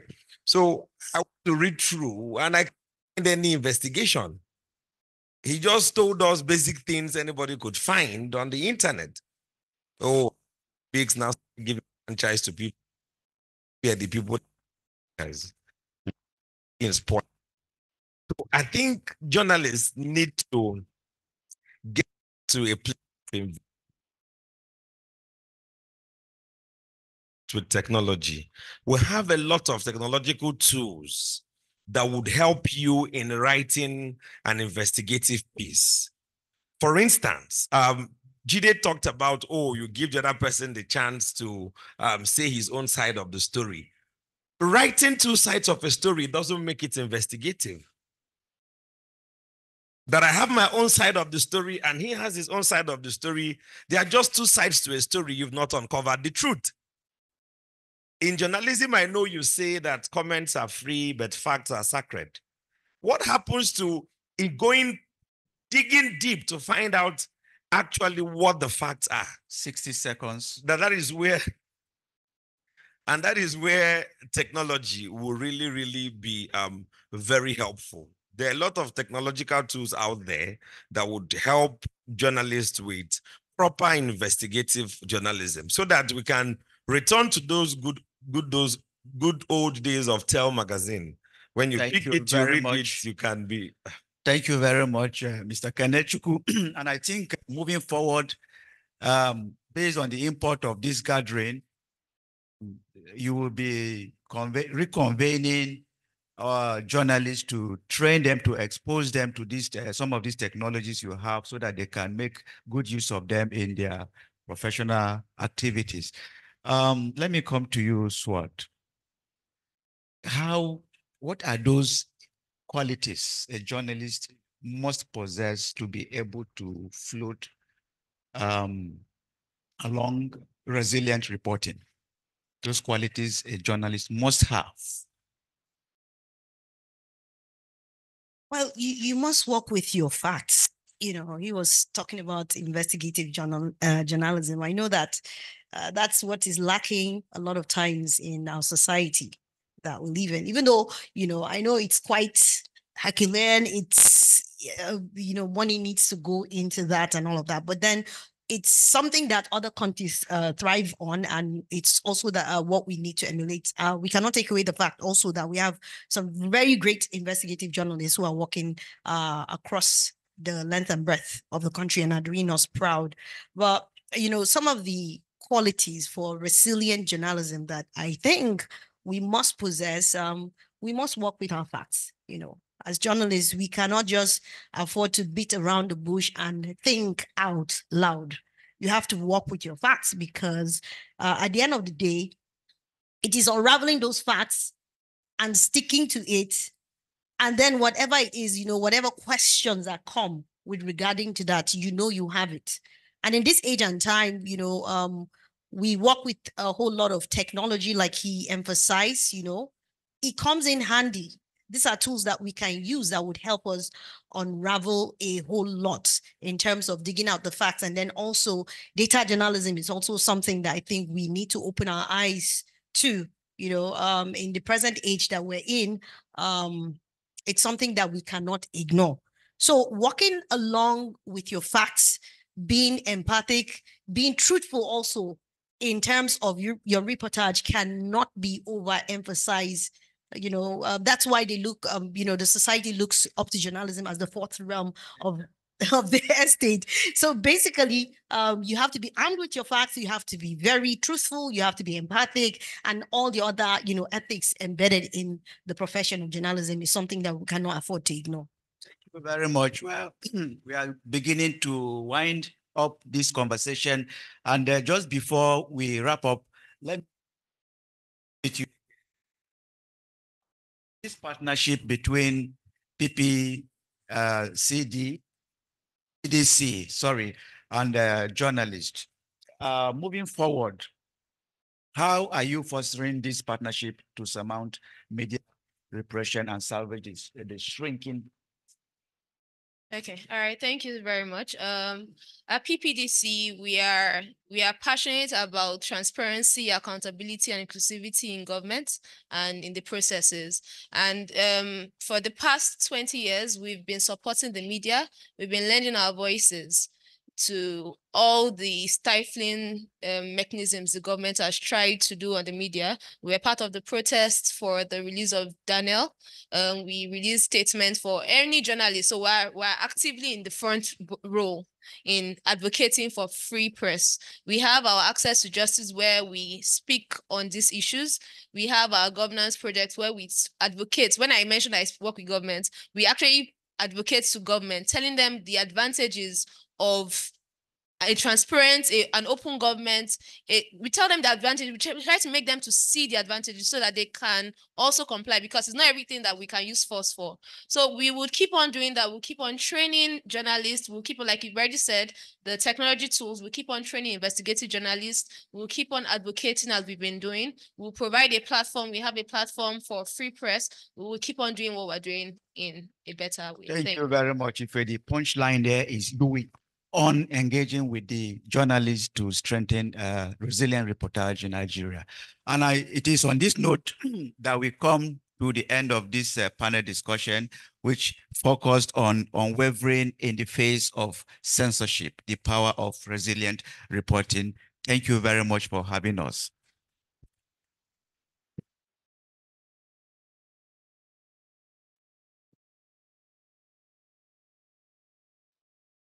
Thank you very much. A round of applause once more for them. Thank you so much for doing justice to that topic.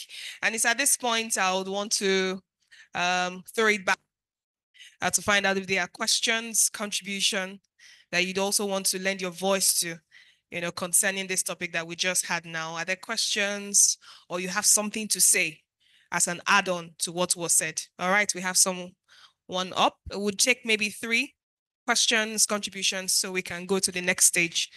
Journalists are very busy people, so let's try as much as we can to make use of our time. All right.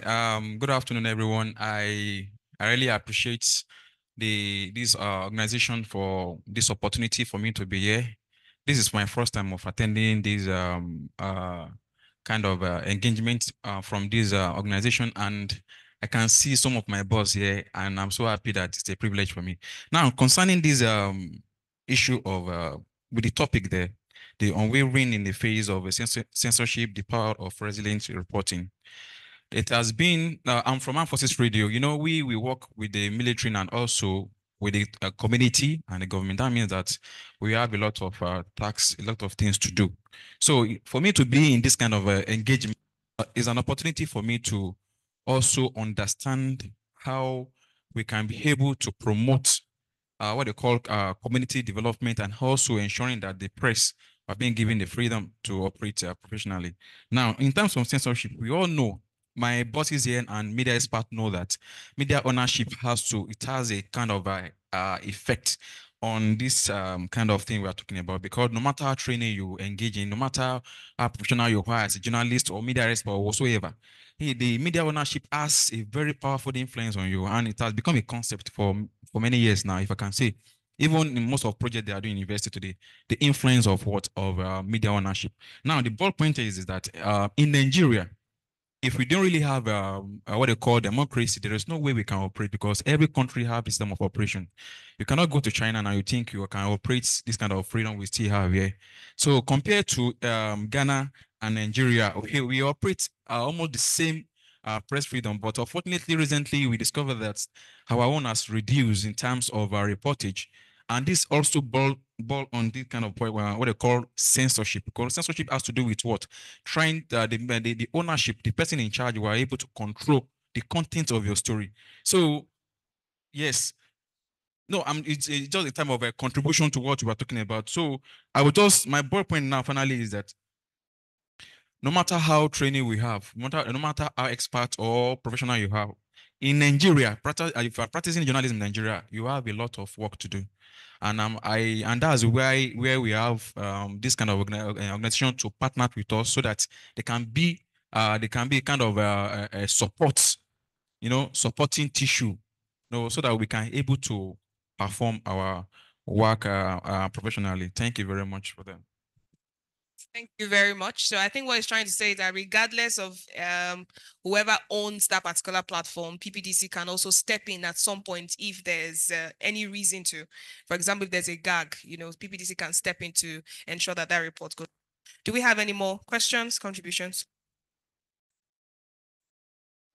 Good afternoon. My question goes to Mr. Jiri Olakunle, the chairman, Nigeria Union of Journalists, FCT Correspondent Channel. Talked about the recent amended section 24 of which has become a great gift to the Nigeria security officials. I want to know, as the chairman of NUJ Abuja, what are you doing to enlighten journalists that have not yet understand what's the implication of these things you talked about?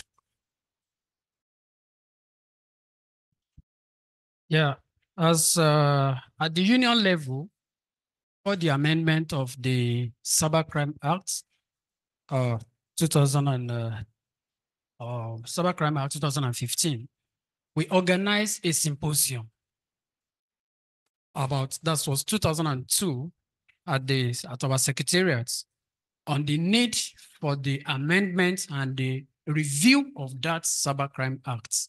And I think that was what also erred to the amendment that we had a few months ago. Now that we have Cybercrime Act 2024, we are going to engage our members again on the need for them to acquaint themselves with the new amended version of this act. So I want to use this opportunity also to call on the PPDC. So in as much as possible, it's a media engagement. So please, there is need for self-regulatory mechanism for the media, by the media, and for the media. And this is just to check the ethical and professional breaches by the journalists. And there is something that MacArthur and media are doing presently. There was that was few months ago on the need for us to have ombudsman system. This ombudsman, it comprises Nigerian Press Council, Nigerian Guild of Editors, Nigerian Union of Journalists, Newspaper Proprietors Association of Nigeria, and BON, that's a Broadcasting Organization of Nigeria, and Guild of Corporate Online Publishers. Excuse me. This ombudsman is going to come up with a framework on the need to self-regulate. Because if you look at the other organizations that are regulating media, most of them, they are still under government. There is need for self-regulation when it comes to our profession. The organizations that are regulating television now, radio, or the broadcast organization, they are under the minister. So it's subject to all manner of political manipulation that they can use against their perceived enemy. So I want PPDC to please see what they can do regarding this ombudsman. We need to increase a conversation regarding this and for these people to come together. So that's my own contribution regarding that. And we should know that the foremost enemy of political class in Nigeria is social media and journalists. So all of us, we need to find a way and speak against the media, the attack, as well as the war against free press and freedom of expression. Thank you. Round of applause. Thank you, thank you, thank you. We can take one more contribution or question before we call it a day for this particular session. We'll move forward. Any question? All right, so I think my question will be directed to Kenechukwu. Please pass on the mic to him. What do you do in a situation, or what can PPC do in a situation where a particular story has not been published, but your organization has been called forward to answer questions concerning that story that is not yet public? What does the law say about that? Well, there is, and that again goes to where we talk about skills. For instance, if I want to find out why you chose to wear a red dress, most definitely not ask you why you wear a red dress. I could ask you, what was your activities do you intend to attend? So going around, and this is people, not is not for profit. Where so we will always answer whenever you ask. And but I put a picture of probably being a agency, for instance, and you're investigating a story. Forced to fight the Nigeria Bar Association at some point when we filed a request and they refused to answer us. We went to court on that matter. Court held that MBA is not a public institution. We progressed to the Court of Appeal at this time. But what happens is the way you ask what responses you will get, but there is no law as it is today in Nigeria that says anybody must answer you. Even the Freedom of Information Act, which we breed, has its own limitation. Not to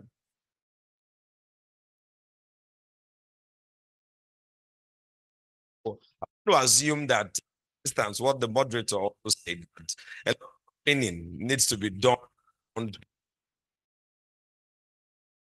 I've seen people call up people doing X, Y, Z. Can we meet? Once you tell me you have that, my Nigerian mind tells me this guy wants a brown envelope. Because sincerely, that is what journalists would do. So when I now come around and I'm like, oh, okay, this is it, we have it here. And I'm like, okay, show me. At that point, I now come with a petition I've written to the police that this is cyber stalking. And the police then arrest, at that point, PPDC will begin to jump up the streets, begin to preach, begin to say you should be released. But if the proper way is net. Thank you very much. Thank you very much. I know my colleagues understand why I asked that question. There was this issue with the Premium Times reporter a few weeks ago, a story that was yet to be published. The entire organization was called for to answer for a story that wasn't even in the public light. And that was why I wanted to know the place of the law concerning a situation like that, where you have not written the story, you are just asking questions, and all of a sudden you are invited to answer why you are investigating that story. The story has not been published yet. So now that we know that, it gives us a guide as to what to do when situations like that arise. Thank you so much for being part of this particular session. We also want to appreciate the moderator, very, very importantly, from Federal Radio Corporation of Nigeria, Teso Samba, who is an editor as well. Thank you so much for leading this amazing panel. Really do appreciate you. And to all the panelists, we appreciate you. Thank you very much. Okay, let's move now to session 4, which is the last session for this particular media convening put together by PPDC. And this is where we get to strategize. What's the next thing we're doing? What are we taking home from here? And how can we ensure that we actually come back with results? And leading this action planning media partnership at this point, brainstorming session, we're giving it to Director of Partnerships and Innovation, Lucy Abagi, who is coming back to lead us with this session. A round of applause for her. Thank you. Thank you so much. I just saw really coming and I was disorganized for a minute. Welcome, ma. Good to have you here. So this is actually the point where we want to hear from you. And I'm sure that, well, I think I will do a vote. Do we like this kind of forum? Like, do we want more of it? How often do we want it? Bi-monthly. Okay, we are funded, though. Quarterly. Okay. So, it was just a test run that we wanted to do, beyond the fact that we wanted to reestablish relationship with the media, because I know most of you would have changed organizations, you would have moved to other places, you would have grown in ranks, and so some of the people that we had on our list might not actually be occupying that role, presently, and might not be able to even come for meetings like this. And so the new people now, might not also understand what PPDC is doing. I take a clue from when we talked about Budeshi. Budeshi used to be one of the very leading tracking platform. The likes of Budget and the likes of Code Follow the Money took lead from Budeshi platform to create what we have across board. But over time, I've seen that Budeshi, most people, when you say Budeshi, like, what are you talking about? You understand? So it's good that we establish that contact, especially with the media. So so this is a planning forum, please. And I would really like to have a mic around.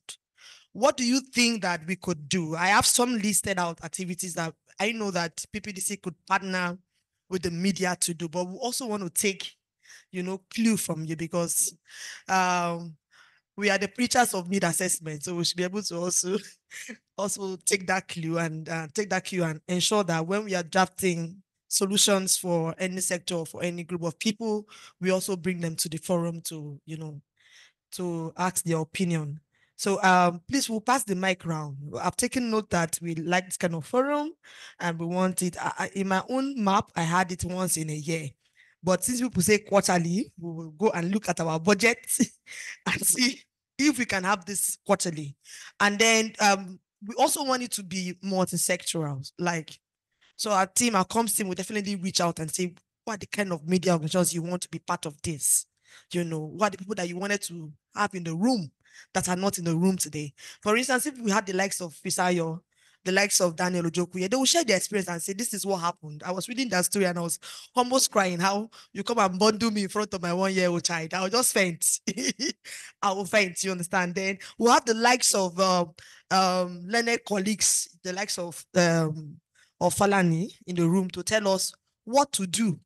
You know, when these issues like this come up, what are the prompts? You know, and I read that Shego actually, he was being trailed for 2 weeks. You understand? So how do media operate and not just observe your environment to ensure that they track the man to his wife's shop and arrested the wife and told her to bring them to where the husband was with the son, 1-year-old son. That psychological defect will never make a man to want to publish anything, except your village people are against you. You now say, let me try again. But for me, I'll carry my husband and I'll run away.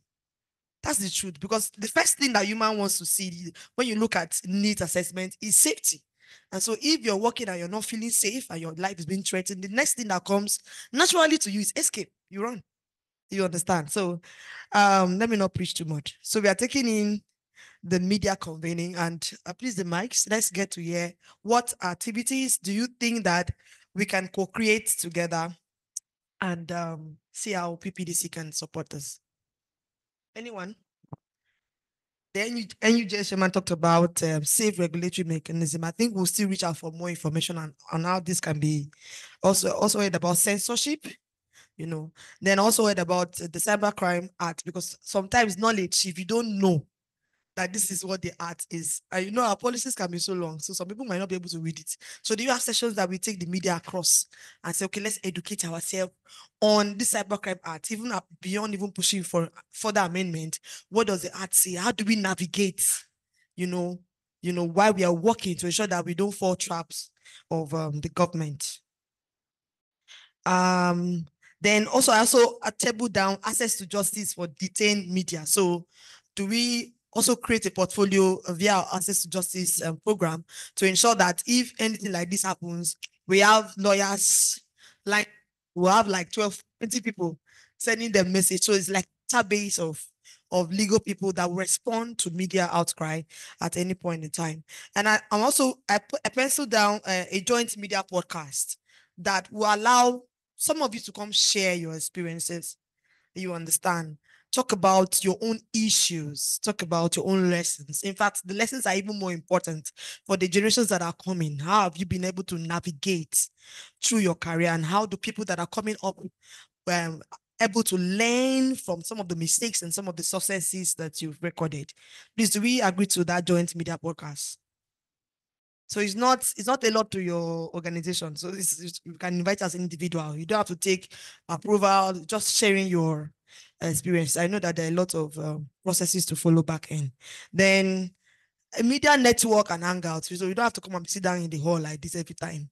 You can decide to go to the swimming pool, you know, and bath in the afternoon. My time is finished. Okay, there's a paper. Please, you can share some of your ideas. Please, they're passing the paper around. So we can go out, eat shawarma. The people that are watching their weight, eat fruit and vegetables. And then, you know, just network and make contact. Because for us at PPDC, partnership is everything. There's some things I will not bother about because I have a relationship with SWOT, I have a relationship with really, I just call, you know, can this happen? And so I think that is something that we should push for the media end. And then engagement across different platforms. Apart from us even doing activities with the media, how do we engage with the media on our programs? You understand? Who are the media that are reporting on specific program areas that PPDC is working in? And are you also following us on our platform, engaging with our data? Like Ife mentioned, are you engaging with our information? Because when we want to pick media entities or media consultants, you know, that are going to work on specific projects, we'll go back and look at our database. Who are those that even understand our work very well and are reporting with our work? So we'll have to do a cross analysis to see, okay, we are going to work with TVC, we are going to work with, what's it called? Really, what's Wazobia? We're going to work with Nigeria Info, you understand? And if we don't see your database, it becomes a problem. And then it's not be like we are being marginalized. So people are being marginalized, but it's just your engagement with our own content. You understand? So we are going to be doing that cross analysis and ensuring that at least twice in a month or once in a month, we can have a joint media campaign on trending issues. You understand? So we'll have you on your database. It's okay, they're talking about $460 million. How do we push out, co-create content and push out at the same time and lend our voices? So when I heard that figure, I've been thinking my life out. Are we saving? It's 460 million. It's even a loan, That's the most scary thing. So they've collected 10 generations ahead and they blow it. So those kind of issues should come up. Those kind of campaigns and opportunities should come up. And then how do we also support your own articles? Because I know some of you write. Do we support you to push those articles to international platforms? Because I don't feel that you should just be in one place.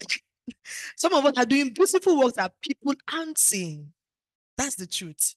So how do we ensure that we provide the platform for more visibility for the work that you are doing as an individual and beyond being an individual, as a professional in your field?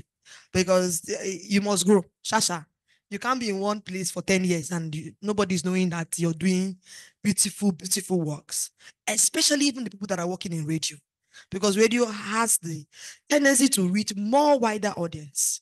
So how do we push some of the content that you are publishing? Are you also intentional about even creating a portfolio for yourself? Because some of us have been working and nobody has a knowledge of some of the things you've actually addressed over your career path. Do we have our own individual website? These are the kind of things that we're going to do around our capacity building sessions to be able to impact that knowledge of career growth. How do you grow your career from, the lowest? I don't know how they rank media guys, from the lowest to the highest, and then become national and then become international, just growing your own portfolio. So we are going to be doing that on our own end around capacity building. How do we even co-create and raise funds? Because sometimes we need money. Sometimes money answer everything. Somebody says something about censorship. Unfortunately, the channels we have in Nigeria are mostly owned by politicians. So you cannot even publish some of the things that you want to say. How do we create? And if you watch them, that's why they're intentional about even climbing down on Nollywood, because they see that there's a lot of money there. Those guys are beginning to have voices. They're beginning to, send out content that people are engaging. They're having rights. Like the last elections, the likes of Kate Henshaw was pushing out from her, publicly came out to declare who she was voting for. And so they are seeing that Nollywood is getting a lot of power and they're beginning to infiltrate. They're beginning to infiltrate that sector. So how do we also ensure that we have rich media guys? Honestly. Because I believe that you can't change a people that are poor. You can't even make someone that is poor to have a voice. The Bible says it. I'm sorry for people that are Muslims. A poor man's word is not being heard. But if you carry money, if you be odogu, when you say hello, do we hear you? And so part of the things that the government is intentionally doing on our own is to ensure that we remain poor. So we must find a way to get ourselves rich, find a way to sell our market and ensure that our content is driving the right traffic to us and getting us out there. So please, a paper will be passed across so that we don't take so much of your time. I know that most of you will be running to different things at this point in time. But if you are willing to speak with the microphone, please, I will rightfully. Yeah, thank you so much. Good afternoon, all. I remain Jacinta Wachuku from NAN. From our discussion so far, I really appreciate all that has been discussed. And I discovered from your impact assessment, your program or your mandate is somehow multi-sectorial. You have education background, judiciary, health, and rural programs.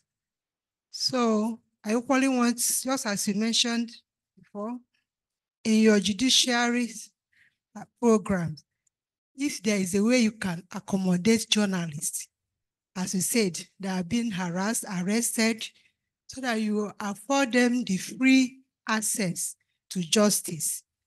And secondly, from the government angle, we are from government agency, we have this challenge of In fact, this topic, censorship, centered mostly on us because what we report is being guided. You don't report anything anyhow.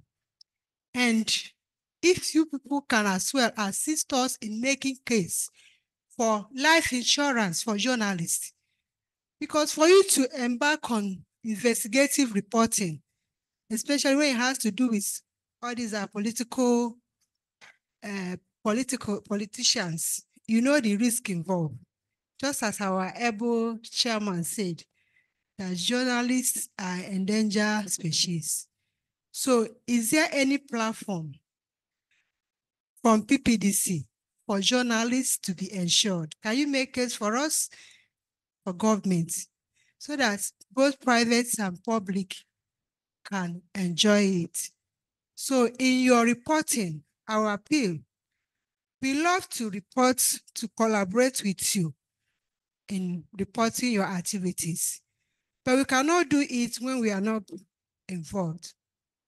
When you're going to your, maybe having a house, maybe you're having program outside Abuja, you can as well involve some of us to have a first-hand information on what you're doing, like the health, on the health aspect, education.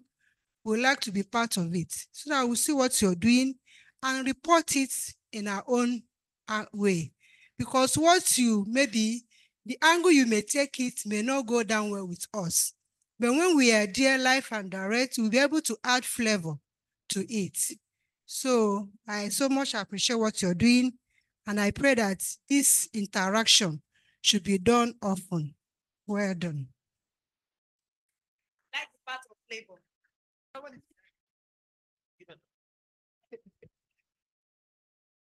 As a woman, I love the part of flavor. We add a little Maggi and salt to make it more tasteful. Good afternoon, sir. My name is Hamman Amos Jabani. I work with NTA. First of all, I want to commend you guys for putting up this. And the commendation is not the output that we were expecting, but the caliber of colleagues that are here. That is one of the most important things I believe you guys took into consideration in organizing this. Having journalists or reporters with reputable character is key in whatever you're doing. There are some of our colleagues that if I see them in an event, I will back out just because they're there, because I don't have confidence in them. And whatever they are going to say, I can't really stand on it. But looking at the guys here, my colleagues, you know, it's a perfect kind of setting you people are having here. Two, for you to achieve anything in journalism or in trying to bring out your issues out, you must be ready to spend money. Most people think that journalism or journalists or reporters are people that you can just give them peanuts and move around. They do think that we are like that. But if you want people to give you the, you have to spend. Not necessarily wasting it, but they will use the fund to give you what you want. Not necessarily spending on them, but what they will do for you. All right? Some of my colleagues say, I know. They will go out there, do work for you. They will not even ask for money. So many of them, yeah, I know them. If you like, give them money. If you like, don't. But what they will give you will sell themselves or you will be running after them. And that is where you have to spend some cash at the beginning of this to feature in some of our programs in our various mediums. You have to spend. By the time we get to know that, hey, these guys are stuff, are materials, we'll be begging you to come. I'm going to do a shakara. You have to go out there and sell yourself. For you to sell this yourself out, you have to spend some money. Secondly, telling the truth, or thirdly rather, telling the truth in whatever you're doing is the key. Let me give an example. When I was about 5 or 6 years in the job, I reported something on Yaradua. It was a classified information. Somebody gave me. I used it. For about 2 months, I was off the radar, if you understand, by different security agencies for 2 months. They just can't pick out where I was faulty. The information was correct, was accurate.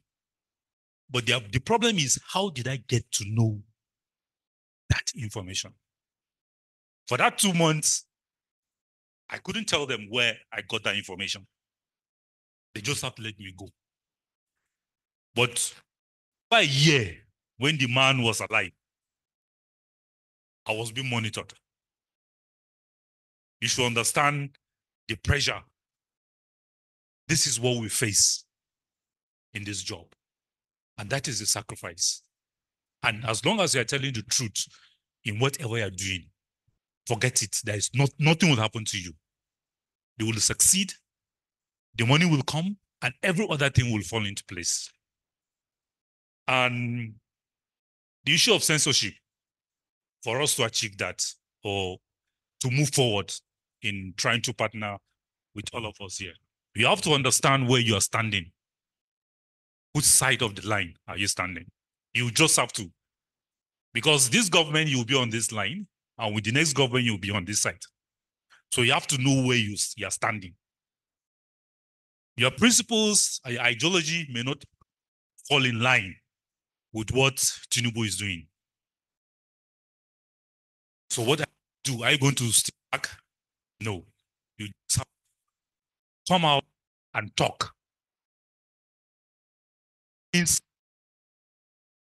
But the differences. There are a lot of things that you people are doing, and there are a lot of things that are happening in the system. We don't get to hear that from your own side. What is your position? What are you doing? Take a stand. Say something. Don't keep quiet or behind the scene. Call the guys on the street. That is the journalists. This is our take. Then along the line, even the government will start recognizing you guys. Okay, let's call these guys. Let's hear what they have to say. That is where you're falling. Let me just stop on this point. Thank you very much. Please, you are taking more open. Yes. Thank you, sir. So I took note of everything you said, sir, and the most outstanding one is the press conference, and to feature in some of our programs across our stations.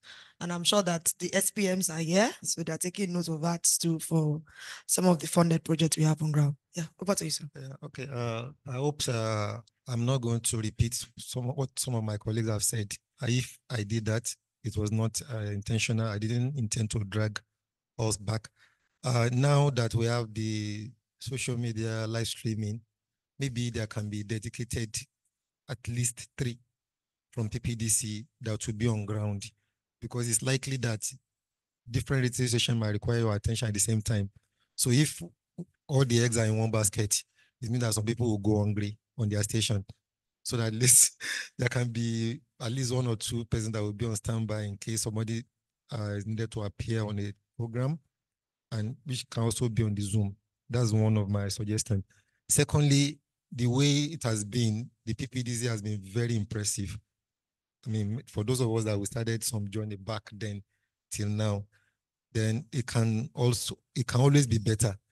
So in this circumstance, I'm going to say that if you have a kind of maybe somebody is going to deliver a speech as was today, if you have a kind of statement, it should not be more than 500 words.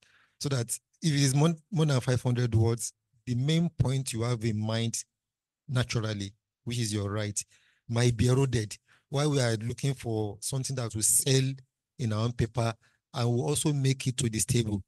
Dozens of reports from one individual, hundreds of reports from organizations across the country. So the punch point would be among the 500 words. It will not be missed while trying to look for a better angle. That's another aspect of it. Then if you send those documents in the process of being security conscious and you send it in this encrypted PDF, and if maybe I'm having workload on my, and you send one that I have to start typing myself or start trying to convert, of course, it will make it a little bit stressful for me. I might not motivate or encourage me to give you the best. That's another aspect of it. Then the third aspect of it was that if anybody didn't have anything, you are into accountability sphere. Don't give excuse to. We are all human beings, and naturally, I mean, this is a privileged situation for ourselves. We even, I think, I'm not speaking for my colleagues officially, but I think most of us will even be on your side than on the government side. So don't give excuse to. Don't give us reason not to see you differently as we want. If there's anything, let give it to us the way it was. We will not deliberately do anything wrong for you. That one is sure. I'm very sure all of us here, based on our experiences and relationship, none of us, not even one, would do anything that will harm your interest.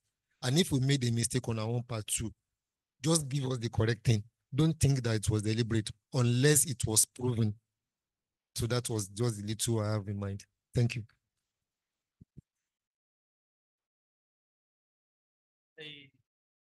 I commend this opportunity, but little thing I want to add to it is getting us more involved in your programs. The beauty of that, if you get us involved in your programs, particularly field ones, is that we will have first-hand information. And sometimes if you have such things, we defend you at your back. Let me give you one story of what happened last year during this Midsummer's jam issues. And you know, there were a lot of misconceptions because of JAM is a government agency. People have already bad impression about JAM. So everybody was saying a manner of things, cooking up things. But I told them point blank that that girl was wrong. And possibly because of her ignorance and her age, maybe she may not know that she was wrong.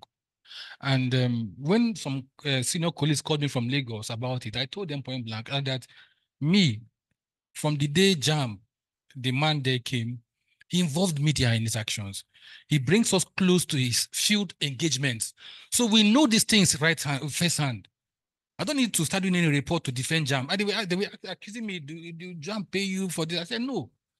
But because I've seen what they are doing. So in our newsrooms, we debate these things. Do you understand? We debate these things, and if a point comes up and is within my field, they will expect me to professionally speak.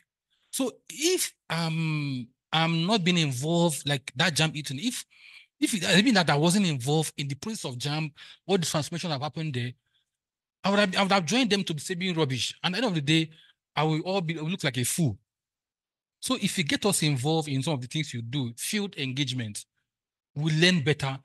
And if there's any, like you said, any bad mistake that happens, we will speak on your behalf because we know better, because we have right information. So, but if you're just giving us, we are not just in the know of what you're doing, whenever something comes, we just down to the tune as well. And we even complicate the matter because if we say it, it will assume we know what you're saying. Thank you.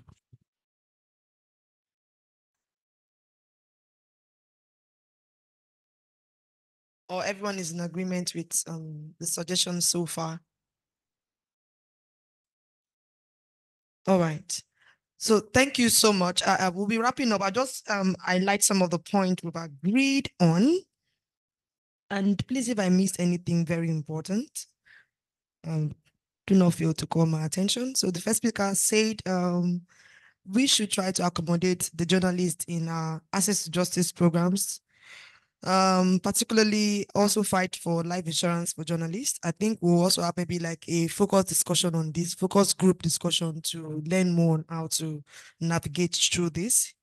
And then we should also inform, and the second speaker spoke about informing us of the activities firsthand and then carry us along across all your community engagement or your program implementations. Then And the second speaker also commended us for the selections of reputable characters here. Please, I think that made me to take a pause.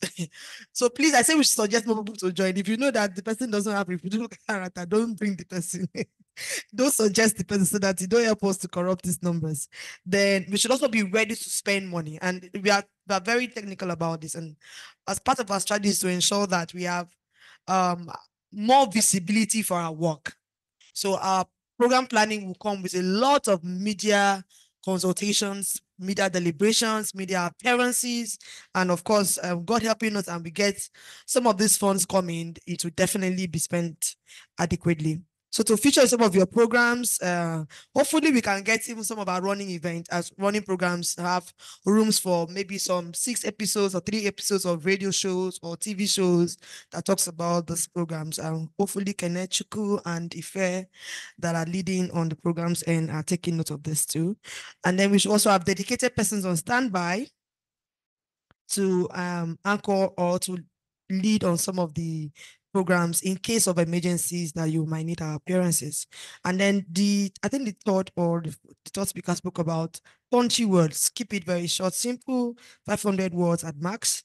And then the last person wrapped it up with just get us involved from the beginning to the end. And it leads me to the fact that I remember in my program experience, some of the resources we had for documentaries, we didn't give it to, what do they call, these photographers and videographers. We actually worked with TV stations to come and document these findings or impacts or stories. So they are going to publish it on their own stations, and then we'll also publish on our. It made them to be able to understand some of the things that we are seeing on the ground, and then fostered our relationship with this media agencies. It was not difficult to call them. So, for instance, if we have work around communities and we call Willie, let's go to the field. Though, I'm sure Willie will say, Lucy, how many days? Eh? They don't will kill you. Just to say, my first experience as a program person was to manage Patobia radio program funded by Osiwa. So I got to learn how to speak Pidgin by force. And Pidgin is my normal language. Any day, anytime. Forget this English, just protocol. So please, with this viewpoint, please do write more. Do write more. We'll still put a lot of calls across to each and every one of us to understand in-depthly what you think our approaches should be and how we should foster this relationship with you. Thank you so much, and thank you for having me here. Thank you very much. I appreciate you.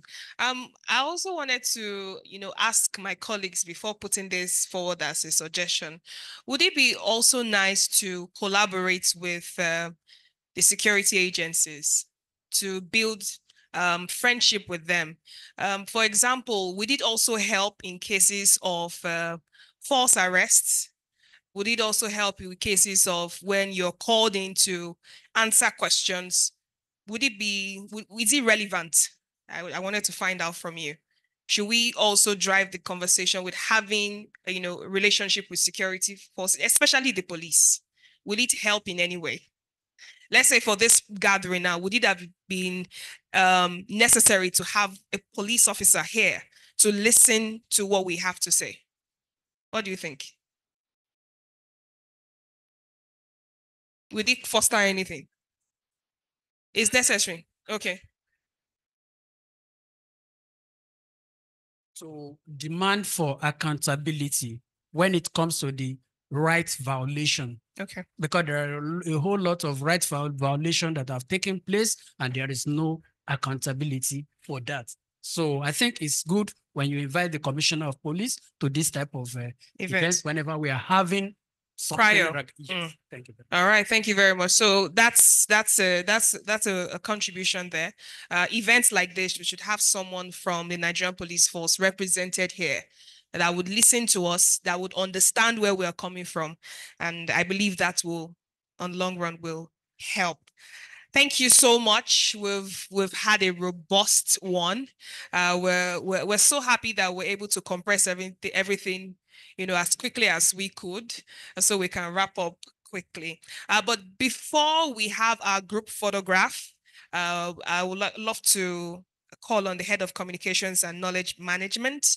She opened up the floor when we started at the beginning, Munachi Okoro, to give us a closeout, a close-up speech, and then we'll get ready for the group photograph.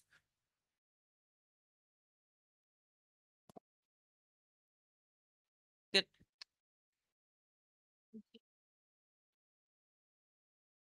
Thank you very much. Good afternoon, everyone. Good afternoon, our media colleagues.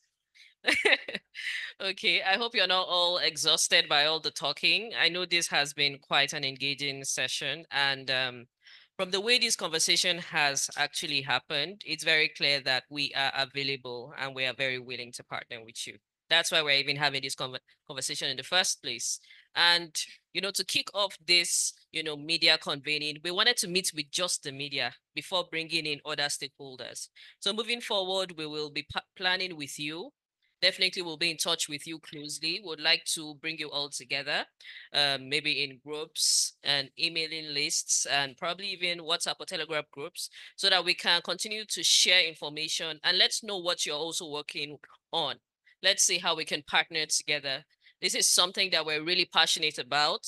We have, gone all out to try and engage with you like this. And we're hoping that you would also reach us halfway too. So on behalf of my Chief Executive Officer, Jibril Shitu, I'd like to thank you very much for making the time to be here today. We appreciate you. And we know it's not easy. You're always on the clock. So we know that it has taken you so much time to sit here from, the beginning of the day till right now when we're about to round off. And we appreciate that really seriously.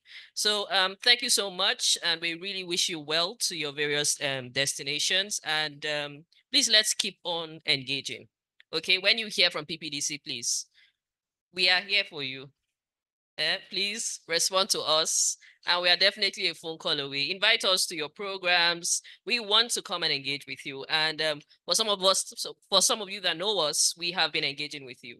And of course, this is also an opportunity for us to meet newer, colleagues and also continue to do that engagement. So thank you all so much, and God bless you. Thank you. Thank you very much. And this is where we wrap up this media convening put together by PPDC today. Thank you very much, dear colleagues, for making our time to be here. Please, would have a group photograph now with everyone. Are we having it upstage or outside? Outside. Okay, all right. So there's a setup outside. Let's quickly go outside, have a group photograph, and then come back to have lunch. Once again, thank you very much for this event, and thank you for making our time to be here. Yes, would have as we're taking pictures, we'll be interacting. So we'll be exchanging numbers. So please exchange numbers, exchange contact cards. We are available for each other, and also very, very happy to see all of my colleagues here. All right. Thank you very much. Let's go outside to take the group photograph. Thank you.